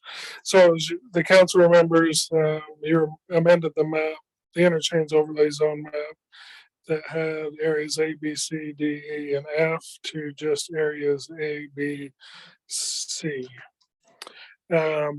When the map was amended, that was at the request of the planning commission of the council. However, as staff we omitted to change the text of the ordinance, which was confusing.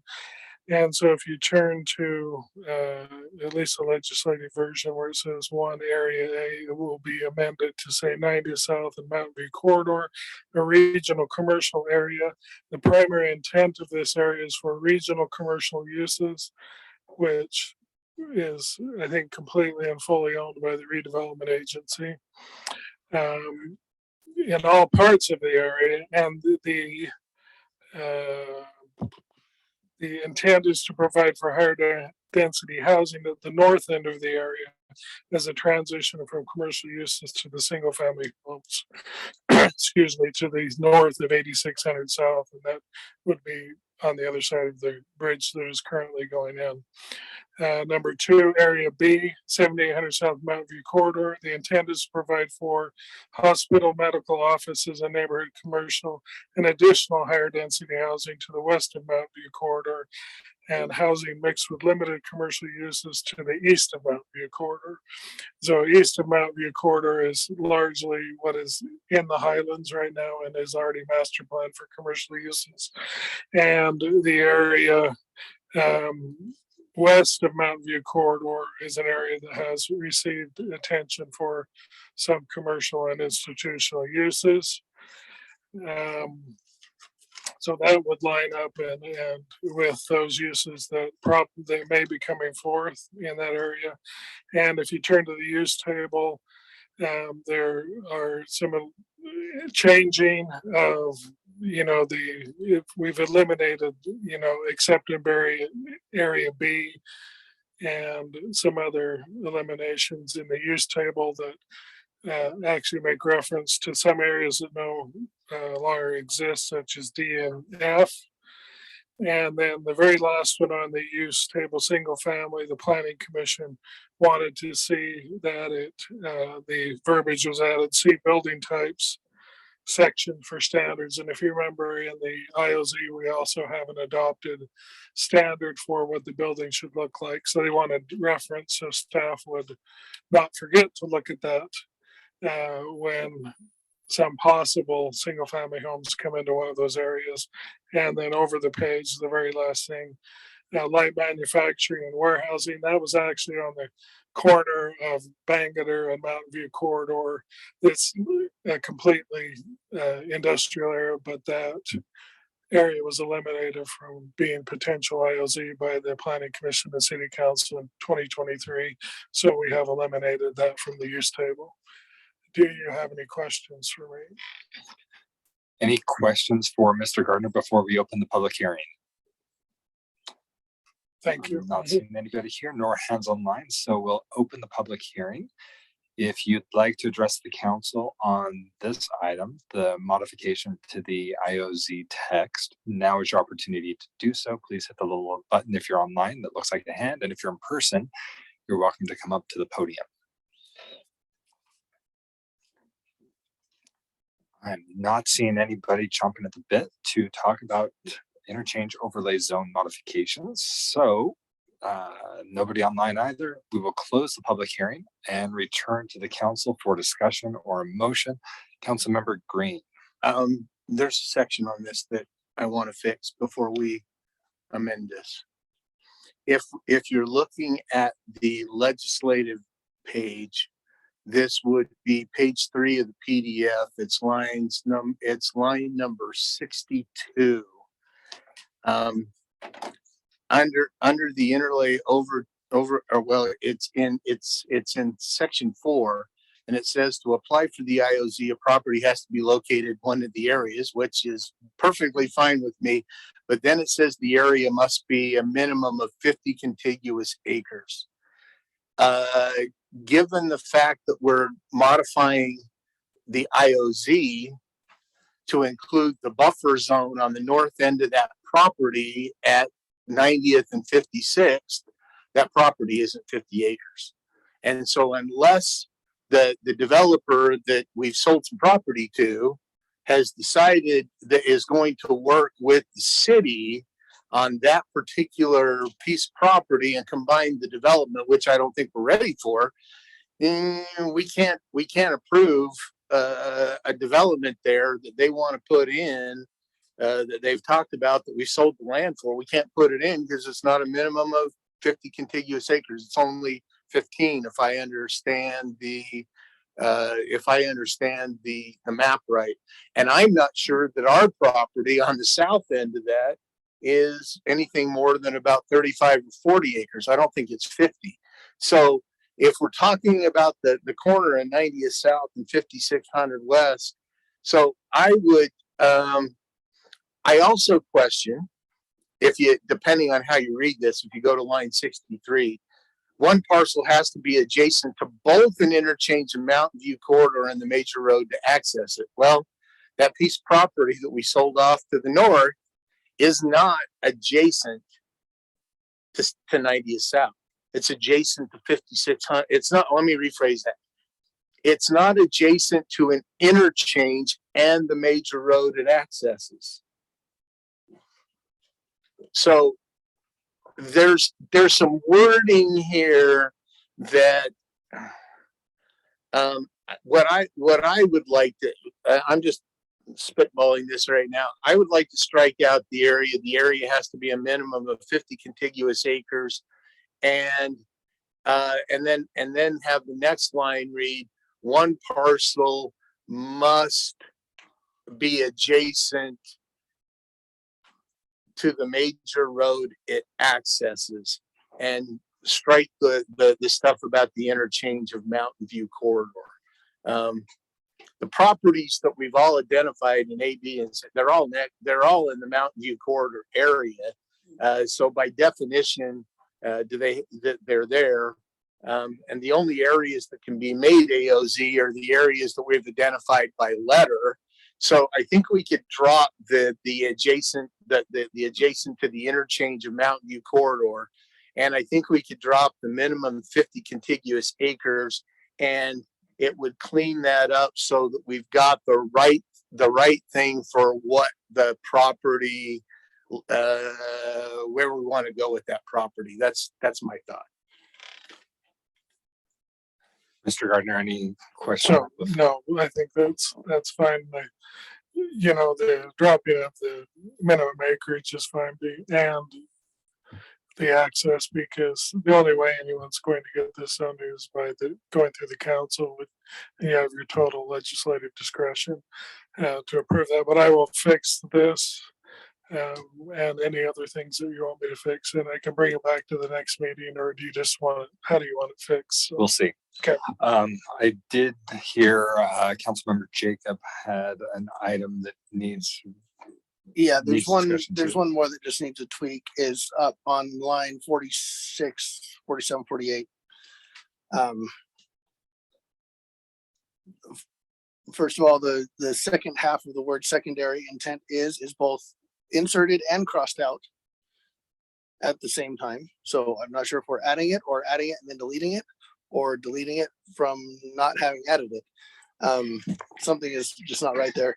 But if I read it right, the primary intent of this area is for regional commercial uses in all parts of the area, and the eliminating any striked out words, and the intent is to provide for higher density housing at the north end of the area. That's messy, it's contradictory, that doesn't quite spell it out the way I think it probably could, to be clear. And also to provide for higher density housing. Higher is a comparative term. Higher than what?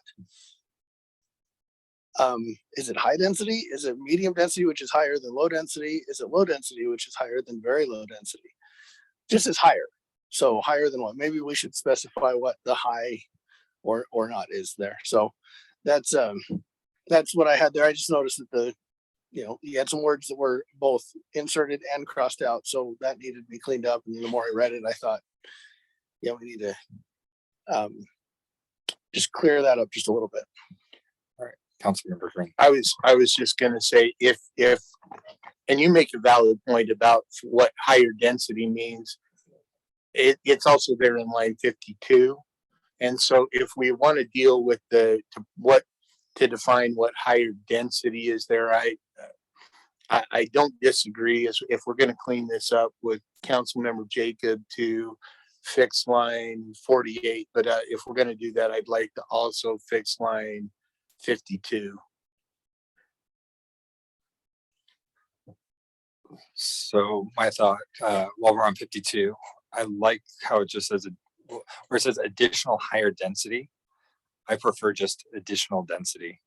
It lets you kind of, okay, well, is that moderate? Is that high? What is that? It's kind of obvious it's not low density. But I prefer the phrase additional density because it feels like it leaves enough discretion to the council. As far as wordsmithing on the dais goes, so we've got a couple options.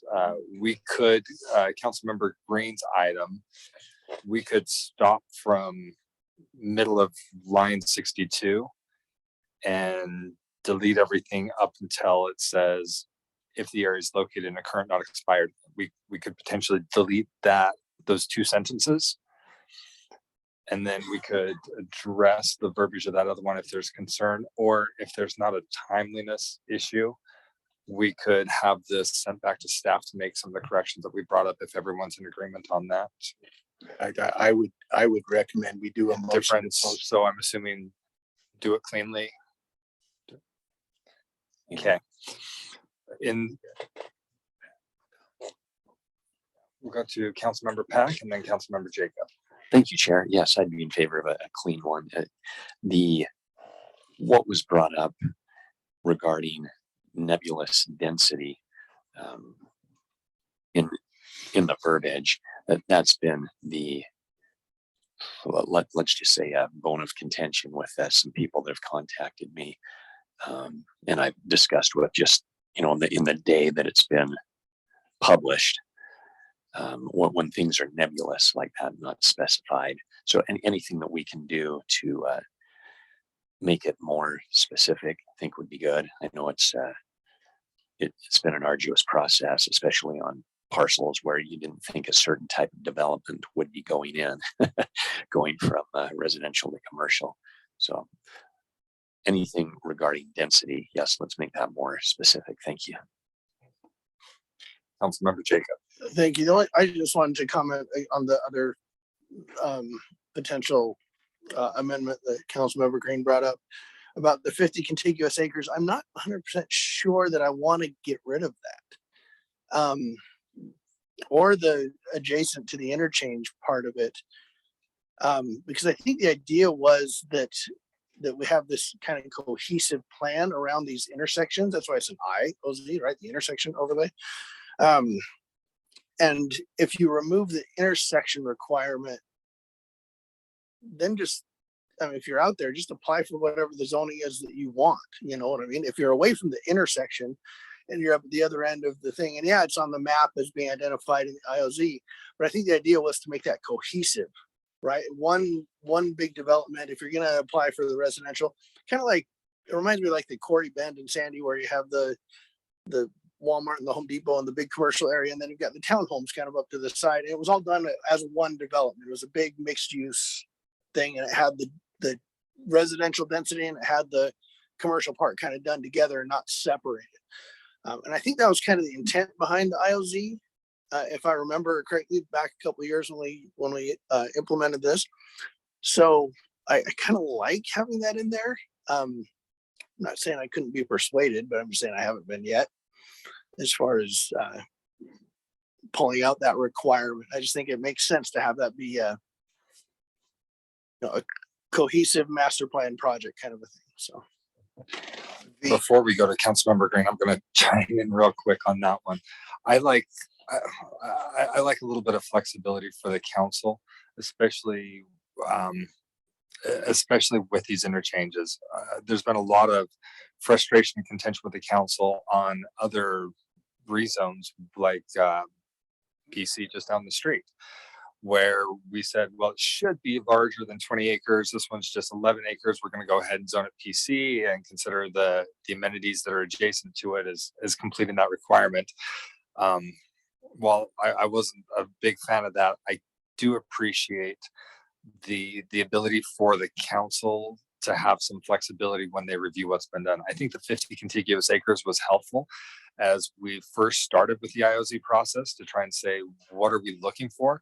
And then once we got the map, once we started seeing applications, once we start seeing ideas of what people like to do, we can have a better visualization with that map. And I think we can take down some of those larger guardrails that we have and give a little more flexibility. So I'd also be open to seeing the smaller acreage, but I'm not set on the area must be a minimum of 50 contiguous acres. But I'd be okay with flexibility. Councilmember Green. My concern is that that piece of property is only about 50 acres. And the whole thing on that southwest corner of the property, Scott, am I close? That the whole piece of property is about 50 acres? Well, what we've got is, what that would mean then is that the council now has to start getting into the development business, because I'll throw the name, Peterson Development's already got a plan for the north 15 acres. And we sold them a few acres of that to bring them up so they could bring the street, the intersection in, put the intersection in, and those other roads. That means that we then have to either find a partner and sell the property off, or we have to partner with Peterson Development to build that housing complex.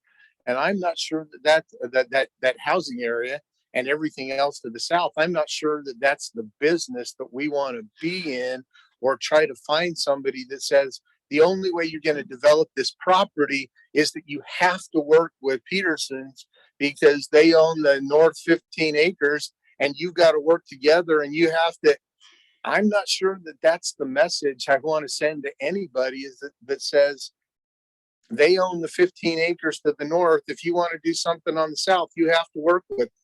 And you have to, both of you guys have to come up with this this integrated plan, because I don't know, that seems to me that makes that difficult to do, almost impossible to do, to say, well, if you want to buy the land, the only way you're going to develop this land is to work with the people, is to develop in concert with each other. And I'm not sure that I want to say that. All right. So what I'd like to try and do is provide direction back to staff so it could be brought to us in perhaps the July 26th meeting for adoption. We've got two areas of discussion. The first one that Councilmember Jacob brought up, which is in that paragraph, rows 46 through 50. I think we probably have enough, and 52. 40, let's just say 46 through 54. Those, the view, where it talks about view corridor figure 1, IOZ area A and area B. Mr. Gardner, is there enough clarity and consensus from the council for that section? Yes, and I wanted to have, obviously, clean up the mistakes, the crossouts and the red and that type of thing that are confusing, and then change the higher density to just additional density. Well, and I think we've got a difference of direction on here too. Councilmember Pack was asking for additional clarity on there. I like the flexibility, not saying a specific zoning, not saying it should be higher medium. So what's the consensus from the council on the density here? I like additional. See, the phrase additional density. Mm-hmm. I was thinking that it just said, so like on line 48, the intent is to provide for housing at the north end of the area as a transitional to commercial uses.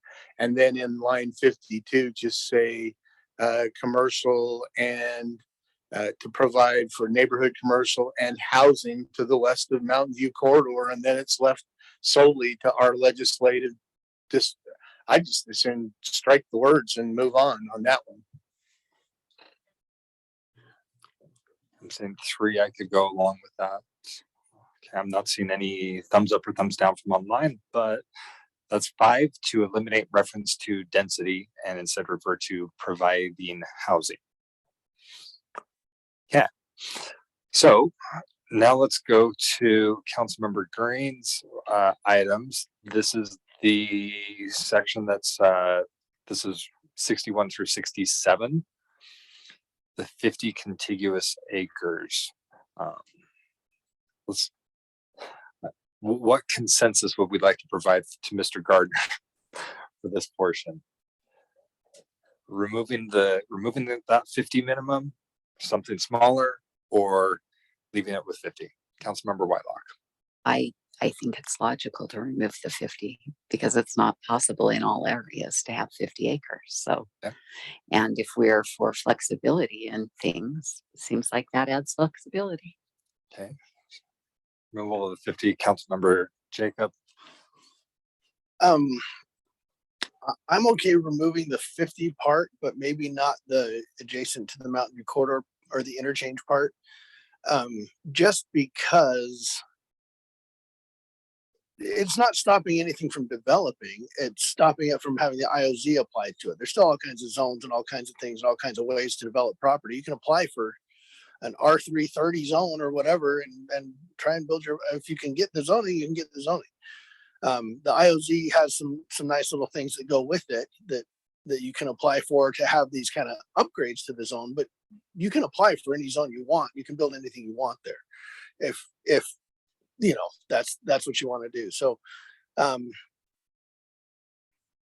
just think the IOZ was intended to build planned cohesive development around as a whole around these intersections. So I can maybe see and get rid of the 50 just because again of the size limitations like you talked about, but maybe leave that that nexus to an interchange there so that it's still an interchange overlay zone. Can I have Please. a little history? Please. And so the 50 contiguous acres was done with the RDA property that we're talking in mind when the ordinance was adopted in 2018, 2017. The concern was we had the truck ranch, which we call the truck ranch piece now, that's 20 acres, and then the 35 or 40 acres to the north of that. The council wanted to see some protection so that wouldn't be developed piecemeal. So it would be exactly as Councilman Jacob said, it would be a cohesive. So he's exactly right. That was what the protection was. So that it would be developed as a cohesive development that the council wanted to see. Well, both ends are being bookended now. You have truck ranch at one end now, and then a potential for a higher density housing product next to the bridge at 8600 South. And so I think that it's developed in, or conceptually being developed in spite of the IOZ. The truck ranch doesn't need to be zoned IOZ. You know, that was a thought at this time that maybe the whole thing would be a mini Jordan Landing, that type of thing. But the remaining 35 acres could be zoned IOZ if the minimum acreage. So my recommendation, if you want it, is to just remove the acreage requirement, because the council in your sole discretion, you have the ability to approve this or not, you know. So that's for what it's worth. So my question with that is we're looking at ownership around some of those interchanges. The city has a small parcel that's right on that northeast corner, but that would mean what's our acreage there? 35 acres. And then what's the acreage for the parcel just north of us?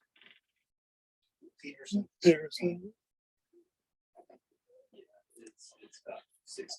So 15-ish acres next to it. So they're still relatively close to the interchange, but since they're not adjacent to the interchange, the IOZ wouldn't apply there. You know, I think you could, because it says one parcel must be adjacent to both the interchange of Mountain View corridor and the major road accesses. Right now. So what you're saying is our part. Yeah. So what you're saying is our parcel is, the other one might not be, but it's still because they're connected. Yeah. Okay. Because remember the old map where what the heck we'll call it, the Peterson parcel now, for that's what people are called.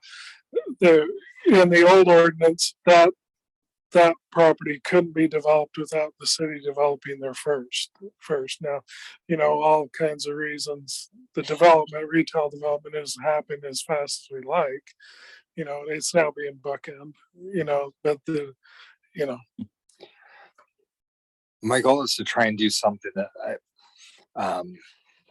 I think the word of the night is cohesive. I like Councilmember Jacobs idea that we want to make sure that the developments there are cohesive and considerate and considerate of what's happening next to each other. So I want to make sure that even though they might not be right at the interchange, I wouldn't want them to be prohibited from doing something that would add to the community benefit from developing right there next to the others. I'm not sure how to word that, but I'm okay with not dealing with the second line about the adjacent stuff and just removing the minimum acreage. All right, so seems like there's support for removing the minimum acreage. We're not going to touch the adjacent to both the interchange of Mountain View corridor and the major roaded accesses. That part remains. So with that, I am going to move to postpone. That's the correct motion, right, Alan? Move to postpone ordinance number 2318 to be brought back July 26th. Is July 26th too soon, Larry? Or can we or should I just put a few to be brought back to the council on July 26th as a business item? I'll second. Motion by Councilmember Green, second by Councilmember Jacob. Not seeing any lights for the motion. All in favor? Aye. Aye. Any opposed? Not hearing any opposition. That passes. So we will move on. thank you. Thank you, Mr. Gardner. Thanks, Larry. Next, we have ordinance 23-14. We want to give Ms. Steck another opportunity at the podium. So she will talk about our budget amendment for the current year. This is not the upcoming budget year. This is the budget amendment for the current year. Correct. Thank you.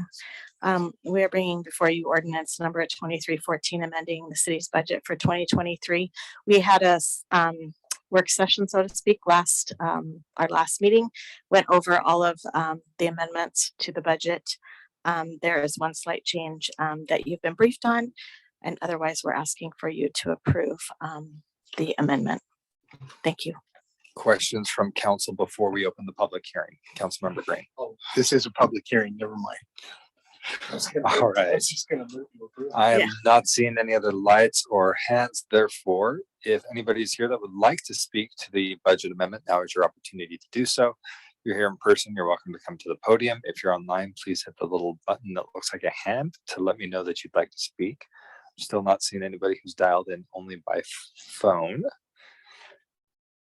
I'm not seeing any hands raised online, nor anybody in person coming to the podium. So I'll close the public hearing and return to the council for discussion or a motion from Councilmember Green. I am going to move to approve ordinance number 2314, amending the city's annual budget for FY 2023. I'll second. Motion by Councilmember Green, second by Councilmember Jacob. Any discussion to the motion? Not seeing any lights nor hands online, therefore we'll look to Ms. Quick for a vote. Councilmember Worthen.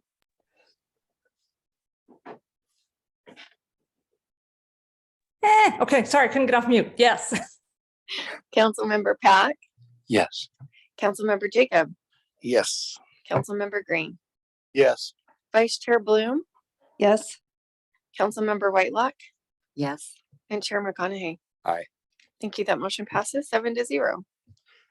All right, given the fun that we're having with the budget, let's move forward to the city's consolidated fee schedule for next year. This is resolution 23-44. Ms. Stack.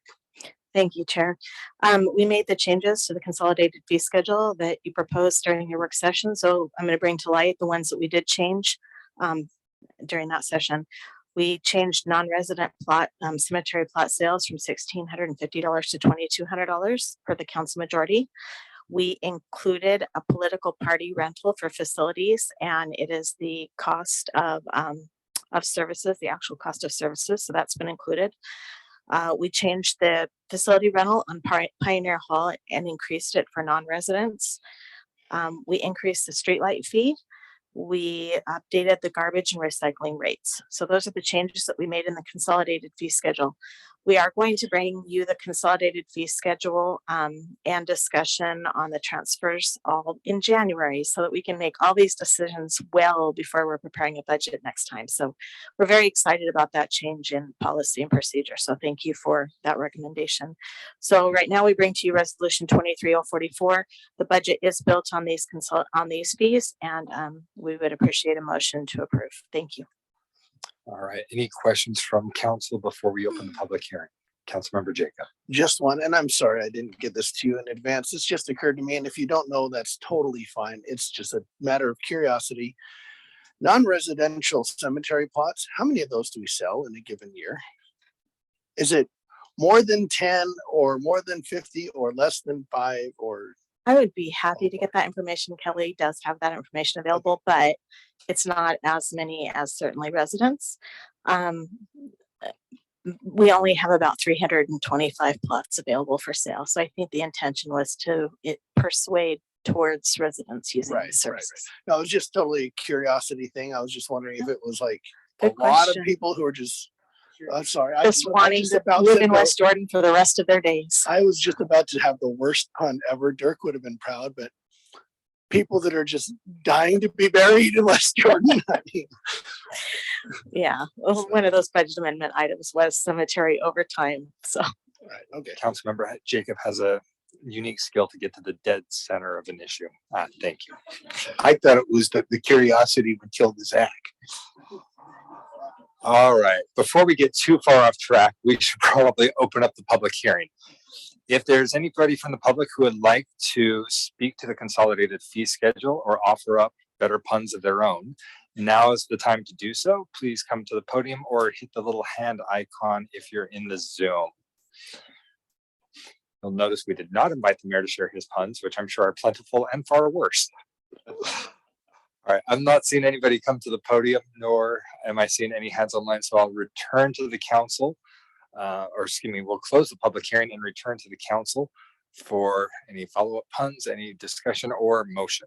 I move that we approve resolution number 23-044, amending the city's consolidated fee schedule.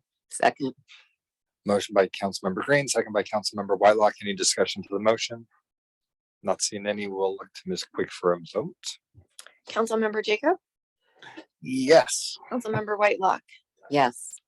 Councilmember Pat, Yes. Councilmember Worthen, Yes. Chair McConaughey. Aye. Councilmember Green, Yes. Vice Chair Bloom. Yes. Thank you. That motion passes 7-0.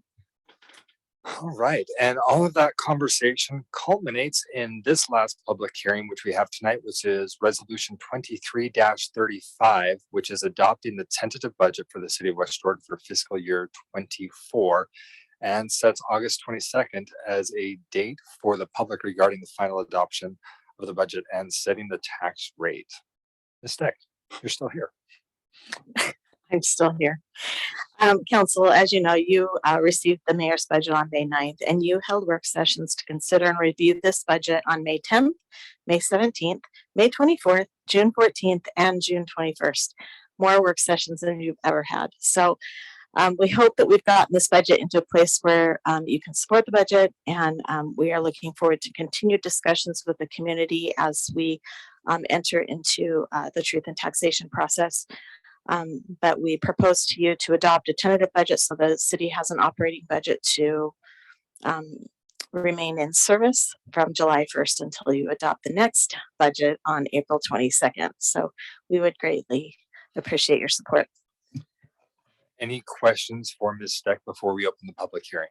Councilmember Green. So to make sure that I'm clear, and so that the residents sitting out here are clear, when we set the date for the public hearing, that will be August 22nd. That is a Tuesday. That night is set aside solely for the public hearing for the truth in taxation. And the next night on August 23rd at the regular council meeting, that's where we would take the feedback from the truth in taxation and do the final work to either pass the budget, do whatever, or amend the budget to get it where we did with the taxes or whatever. Is that correct? That is 100% correct. Thank you. Any other questions? Seeing none, we'll open the public hearing. So if you'd like to address the council on anything in the budget for the upcoming fiscal year, now is your opportunity to do so. If you're online, again, hit the hand icon. And if you're here in person, you're welcome to come to the podium.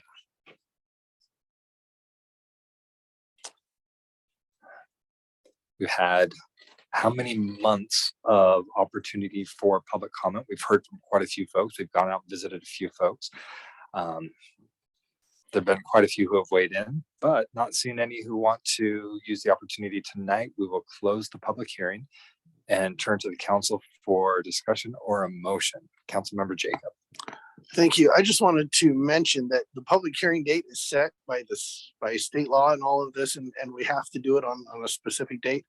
That is not to say for anybody who wants to opine on this between now and then. We have citizen comments in every regular council meeting, second and fourth Wednesday. Come, and you're welcome to come and speak on the budget or anything else, but specifically since we're talking about the budget. If you have thoughts on taxes, on fees, on expenditures, on anything in the budget, you can come and talk to us anytime between now and then before we vote on it, and we can listen.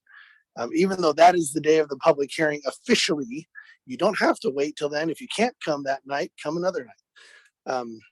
And we'll be happy to hear you. Also, we have a phone number that I think is now working again for the council comments, and we have an email that you can email us all the time as well. So don't think that you only have one chance and, oh darn, I'm busy that night, I can't make it, you know. So I guess I don't get a say. You do get a say. Anybody who wants to comment, please reach out. We're happy to hear from anybody at any time. It's just eventually we do have to vote on this, so that's why that's a date. So thanks. Yeah. Any other comments from the council or perhaps a motion? Councilmember Green.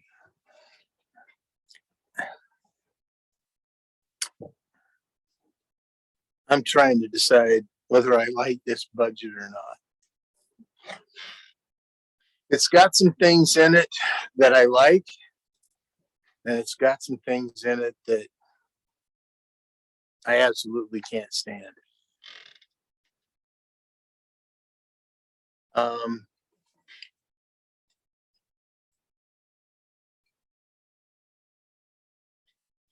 Given some indicators that I've seen recently, dang, I think we're overshooting sales tax revenue.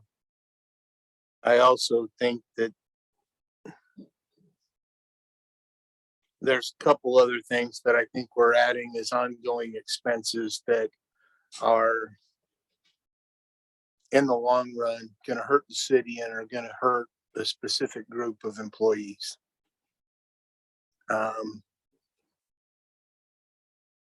I think there's going to be, based on this tentative budget, I believe there's going to be some rude awakening from some employees when they don't get market adjustments for several years, because we're going to be above market in that department. I think the number is about 10%, isn't it, Denise? That scares me that we're that high above market, and I'm not sure that I like that. So I'm sitting here deciding whether or not I really actually want to vote for this budget. Maybe I will, because when we get to the truth in taxation, we may have to, if we don't vote for the full property tax increase, we're going to have to do some changes in the budget. So I still haven't decided how I'm going to vote for this, because I'm not sure that I like it. But sometimes you vote for, as has been pointed out tonight, sometimes you vote for things that you don't like. And we need a budget to move. It's like the fiscal year starts like the day after tomorrow, doesn't it? If I remember, or a couple of July 1st. Come Saturday. Come Saturday, we need some money so we can hold the rodeo. Or pay the firefighters to show up for the rodeo. So they earned their keep last year. Yeah, they did. So I don't know where I'm going to go right now, but I'll think about it here as we're going through this process. So if you're on the fence, I'll speak to that. As a council, I think we've been pretty good about finding compromise and being careful to make sure perfection doesn't become the enemy of the good. I've already mentioned there are parts of this budget that I'm not a fan of. I don't think it's 100% there. However, if you're looking at this on a grading scale, probably 96 to 97% I'm happy with. That's that last 3 to 4% that I've continued to raise my voice about. But 96% is still impressive. And I feel like we found consensus on the things, most of the things I found to be most important. Everybody has a different perspective, and there may be some things that people feel strongly enough about that, well, maybe we're not at 96%. Maybe it's significant enough that we're not at the point where it can be supportive. But I feel like it's close enough for me. I feel like it's going to do good for the residents. I feel like after the end of this budget year, people will be better off than they are now. The city will be able to continue providing services. People are usually slow to ask for a reduction in services, but they're not always excited to see an increase in what they have to pay for those. This budget provides for additional services without causing undue financial burden on residents to provide some of the things that people have been asking for quite some time. There are a lot of very good things, very good projects that are in there. And while it's not perfect in my estimation, there are 7 different perspectives of what perfection would be. I don't think we're going to hit even one of them. It's kind of a consensus of all. So while I don't think it's perfect, I'm not seeing any other lights. So I'll just go ahead and I'll make a motion to approve resolution 23-035, adopting the budget, tentative budget for the city of West Jordan for fiscal year 2024, and setting the public hearing date for August 22nd. I'll second. Motion by Councilmember McConaughey, second by Councilmember Jacob. Discussion to the motion, Councilmember Whitelock. I agree. There are things in this budget that I'm not happy with. Not sure where I'll land in the end, but we do need to be operating between now and August. And I like having more time to work on the budget than just a month. We get it, and they're supposed to decide for $250 million how we spend that within a month. I think we should, as I voiced when we discussed it the first time, I think we should get the mayor's budget first a little earlier, but also it's a problem because then we don't get the money from the state, right? Is the state or the county that gives us the dollar? It's the county that gives us the property tax. So that makes it really hard. The dates that we're given, it makes it really hard to work on this budget. So the reason I support a yes vote tonight is because it gives us that time to work on the budget. So I'm hoping, Chair, that we have put in our work sessions a few more budget discussions so that we can have some more in-depth discussions on a few items that I think that we're not anywhere near consensus on. So thank you. To respond to that, we have placeholders in both the work sessions and placeholders in the regular council meetings to discuss too. So we're definitely covered. If there are specific items that the council would like brought up, please let myself or Vice Chair Bloom or Mr. Anderson know, and we can get additional information about those specific items, and we'd be happy to put them in one of those placeholders. We'll be sure to circle or loop in Ms. Dex, and she's getting very comfortable at that podium. Any other discussion to the motion? I was gonna say, I don't see the money in the budget to rename that as the Denise Stack Memorial Podium, but Sorry. All right, we'll look to Ms. Quick then for a vote.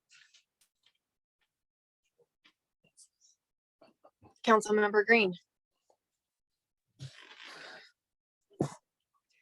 yes. Councilmember Worthing, No. Vice Chair Bloom, Yes. Councilmember Jacob, Yes. Councilmember Whitelock, Yes. Chair McConaughey, Aye. Councilmember Pack. Yes. Thank you. I show that motion passes 6-1. I just want to pause for a quick second and say thank you to Denise and Becky and everybody who has put in so much time and so much effort on this. We heard from the mayor about some of the fun IT issues that have been going on, which have not simplified anything. Yet Denise has been just rock solid through everything, all the information we could ever ask for, so many opportunities for us to ask questions, provide our input, request changes. You could not ask for better. Thank you, thank you, thank you. I do have one other comment. I should have included that as a motion as the budget. But one of the things that I think we allocated in this budget about $100,000 for exploratory stuff for software. Isn't that right?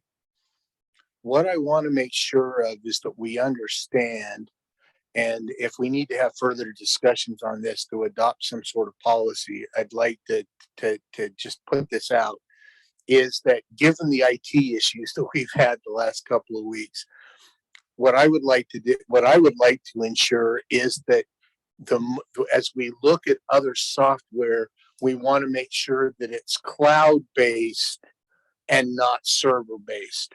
We saw what happens when you rely on servers, and I want to. Hopefully, we can all come to a consensus that cloud-based, where we're running cloud security and they're running those kind of things, that we can drift that way and make.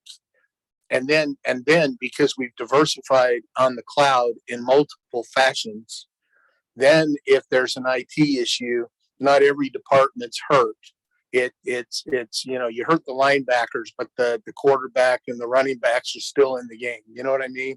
And so hopefully that would be my wish. And hopefully if we need to adopt that as policy, or Corbin, I think you guys can do that as well. But it's just something, and Mayor, that's something you guys can look at. But I would like to make sure that as we look at software, everything is done drifting more to cloud-based and using their hosting and not physical servers on our facility. The only thing I'd add to that is just living in that world professionally. The importance of the service level agreements to make sure that there's a certain amount of uptime requirements, for redundancy requirements, for restoration and backup, things like that. I'm sure that once this is resolved, I think the majority of the council would be very interested in hearing a report back from the mayor's office as to what changes will be made going forward when it comes to RFPs, for example. What are we looking for in vendors? What are we looking for in these different services that the city requires to provide services to our citizens? So I know we have a lot going on right now. As Councilmember Green brought up kind of the thought, I think that's probably an ask from the council as a whole, that we might be able to know what kind of changes will be made, what lessons have been learned. So, Councilmember or Chair McConaughey, I know that you have not put your name in for running this next election. So we would actually love for you to volunteer and assist us in some of those efforts after January, so that you really do have some great expertise, and we would really love your input and help on some of that. Thank you. After 12 years, I think a lot of folks have heard enough, but we'll see. Well, we didn't say it had to be public. Thank you. All right. Next up, we have consent items. Move to approve the consent. Second. items. Motion by Councilmember Green, second by Councilmember Whitelock. I'm not seeing lights for discussion. All in favor of approving the minutes? Aye. Any opposed? I'm not seeing any, so we'll rule that that passes favorably. We do have a couple other meetings this evening as mentioned. Even though the motion may not include that, we do need to take a short break between meetings so that we can update the system to properly record. That said, I'd look for motion to adjourn. I have a question sorry, for sorry. Chair. Are we not I'm- doing council meeting wrap up? I am looking right at that and it's just not registering. So city council remarks first and then administrative items. So yes, council remarks. We'll start with Councilmember Whitelock and move down. Thank you. I want to thank, I think it was mainly Shanna, but I don't know, all those that put together the employee luncheon today. It's fun to go and talk to our employees, and I know that in particular, the crossing guards always feel very honored that they're invited. So thanks for making sure they're invited. It helps them I think it makes them feel more part of the city. You know, they don't really interact much with the rest of the employees and stuff. So I think that's great. I want to thank my council member, who is Melissa Worthen, for being very persistent on getting some white paint put on 9000 South. I want to report to you, Mayor, that this is the first night in a long, long time that I have been able to feel comfortable turning left out of my neighborhood to come to this meeting. And I want to thank the residents that use that road that actually read the white painting and they stopped and let me out. I was somewhat skeptical if it would work, but so far it's working, and those in my neighborhood are very appreciative. So thank you. I too want to echo my gratitude for Ms. Steck and her team. Not only does she do all our finance, she does a lot in the city and is very involved in many of its operations. So thank you. I also want to admonish her that vacation time and time away from here is really important too. And I would encourage her to be better at doing that. That might be one of her flaws. She might not be very good at that. IT department, all I have to say there is, you know, this pen and paper, it's hard for people to take it from me. So I understand. That's probably one of the reasons I don't know that I could go back into the field of nursing, because no longer do you chart on a paper.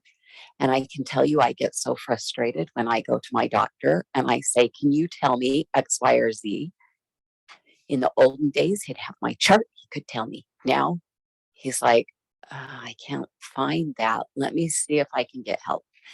Sometimes they get it for me. Sometimes they don't. Technology is great when it works perfectly. When it doesn't, we know how that works. So thanks to the IT team that are working diligently to try and get everything back up. Councilmember Green. Couple of things. First off, I want to apologize for the employees that I couldn't make it to the employee lunch today. When you have grandkids who want to come over and try to celebrate, and they live 150 miles away and they want to celebrate your birthday, you do it when they're there.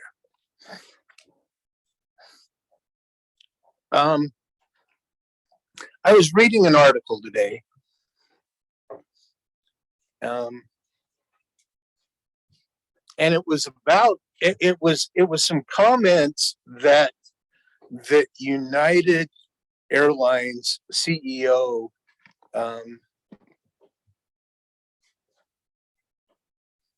made to the United Airlines employees a couple of weeks ago when they had like 75% of their flights screwed up thanks to weather and the FAA's short staffing. And well, he put out an email and I want to read it. I changed it a little bit.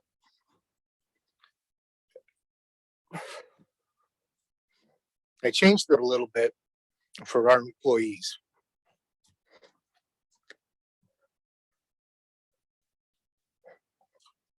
If I can get through this. I wanted to say thank you for the incredible work you have done under what are unprecedented challenges. I know it has been very tough on each of you, and I know it's not over. But I want you to know that I am proud of you. Thank you. Thank you. I'm not seeing hands online, but wanted to check with, we'll go Council Member Jacob, and then Council Member Worth and Council Member Bloom if you want to chime in. Yeah, I just wanted to take a second and address some of the stuff that's been going on social media around the city and our technology issues that we're having right now. There's been a few people, and it's really not very many, but I just wanted to bring this up. There's been a few people talking about how incompetent we must be, or how incompetent our staff must be, or how stupid and lazy our council is, or whatever it is about the fact that we fell victim to this attack on our technology infrastructure, and that if we were smart, we would have had better plans in place and things like that. And I just want to kind of repudiate that a little bit. You never know what kind of attack is going to come, and from where and from whom, and what exactly it's going to hit. Until you've been hit in a way that that knocks you down, you don't know what kind of hit is going to knock you down. And so when that happens, we make the best of it. We're moving forward, and like the mayor said earlier, we have staff working extremely hard, trying to get things done and trying to find workarounds in the meantime. We're remembering what it was like to live in 1989 before the internet was a thing, and when we had to use typewriters and fax machines and some of the other stuff. We can use fax machines again now that the phones are back up. Things like that. I just want to express appreciation to. I know that our staff is working under circumstances that they didn't sign up for right now, and that it's a lot harder than it looks. And we're doing the very best we can as a staff and as a city, and throwing resources at trying to get this thing back up and running. And it's taken a lot of concentration and a lot of focus, and nobody here is acting in a way that is irresponsible, or we're not in this situation because anybody acted in a way that is irresponsible. We're in this situation because we're in the situation, and that's just a fact. And saying that council members are somehow at fault, or somehow don't care about the citizens of the city or the residents of the city, and that's why this kind of thing is happening, is just couldn't be further from the truth. This council may not agree with each other very much, but we all agree. Well, we do agree a lot. I shouldn't say it that way. We agree a lot. We may not agree on everything. And even when we disagree, we are all motivated with the same. We are all motivated by the same thing, and that is to do the right thing for our city. None of us are up here. Believe me, it doesn't pay well enough for us to be up here for the money. We're not up here for power or anything like that, or recognition, or I don't know. What do you get for doing this? What do people say? I'm trying to remember why I'm doing this. We're not ulcers. Yeah, we're not up here for anything specific. We're up here trying to do our best for the people of the city, and that's really the truth. And I just wanted to address that, just because it's been going around a little bit on social media, and there's just a couple of squeaky voices that are out there that I just wanted to kind of set the record straight while I had a chance. So thanks. All right. Any other closing remarks from council members? Mayors. All right. Mayor Burke. Thank you for letting me come back. Early this morning, well, some of you may remember Marina Gonzalez. She was the cleaning lady over at City Hall when we were over there. You might recall during council meetings, Melanie would sit up there, the cleaning people would look in the door to see how much longer they're going to be, if they should stick around and clean City Hall or come back the next day. She was one of them. She's been cleaning City Hall for lots of years. When we moved into here, they didn't move her over. She stopped cleaning because her health wasn't good. early this morning she had passed away. We used to have fun conversations. She didn't speak any English. I didn't speak any Spanish. I would use my Google Translate. She'd call someone on the phone who would translate back for me. I just wanted you to be aware that someone who, she wasn't actually a city employee, but she was here at the city hall on a daily basis, taking care of us. I want you to be aware of that. Thank you, Mayor. Move to adjourn city council meeting and take, I'm just gonna move to adjourn. Second. Motion by Councilmember Green, second by Councilmember McConaughey. All in favor? Aye. Any opposed? Okay, we stand adjourned.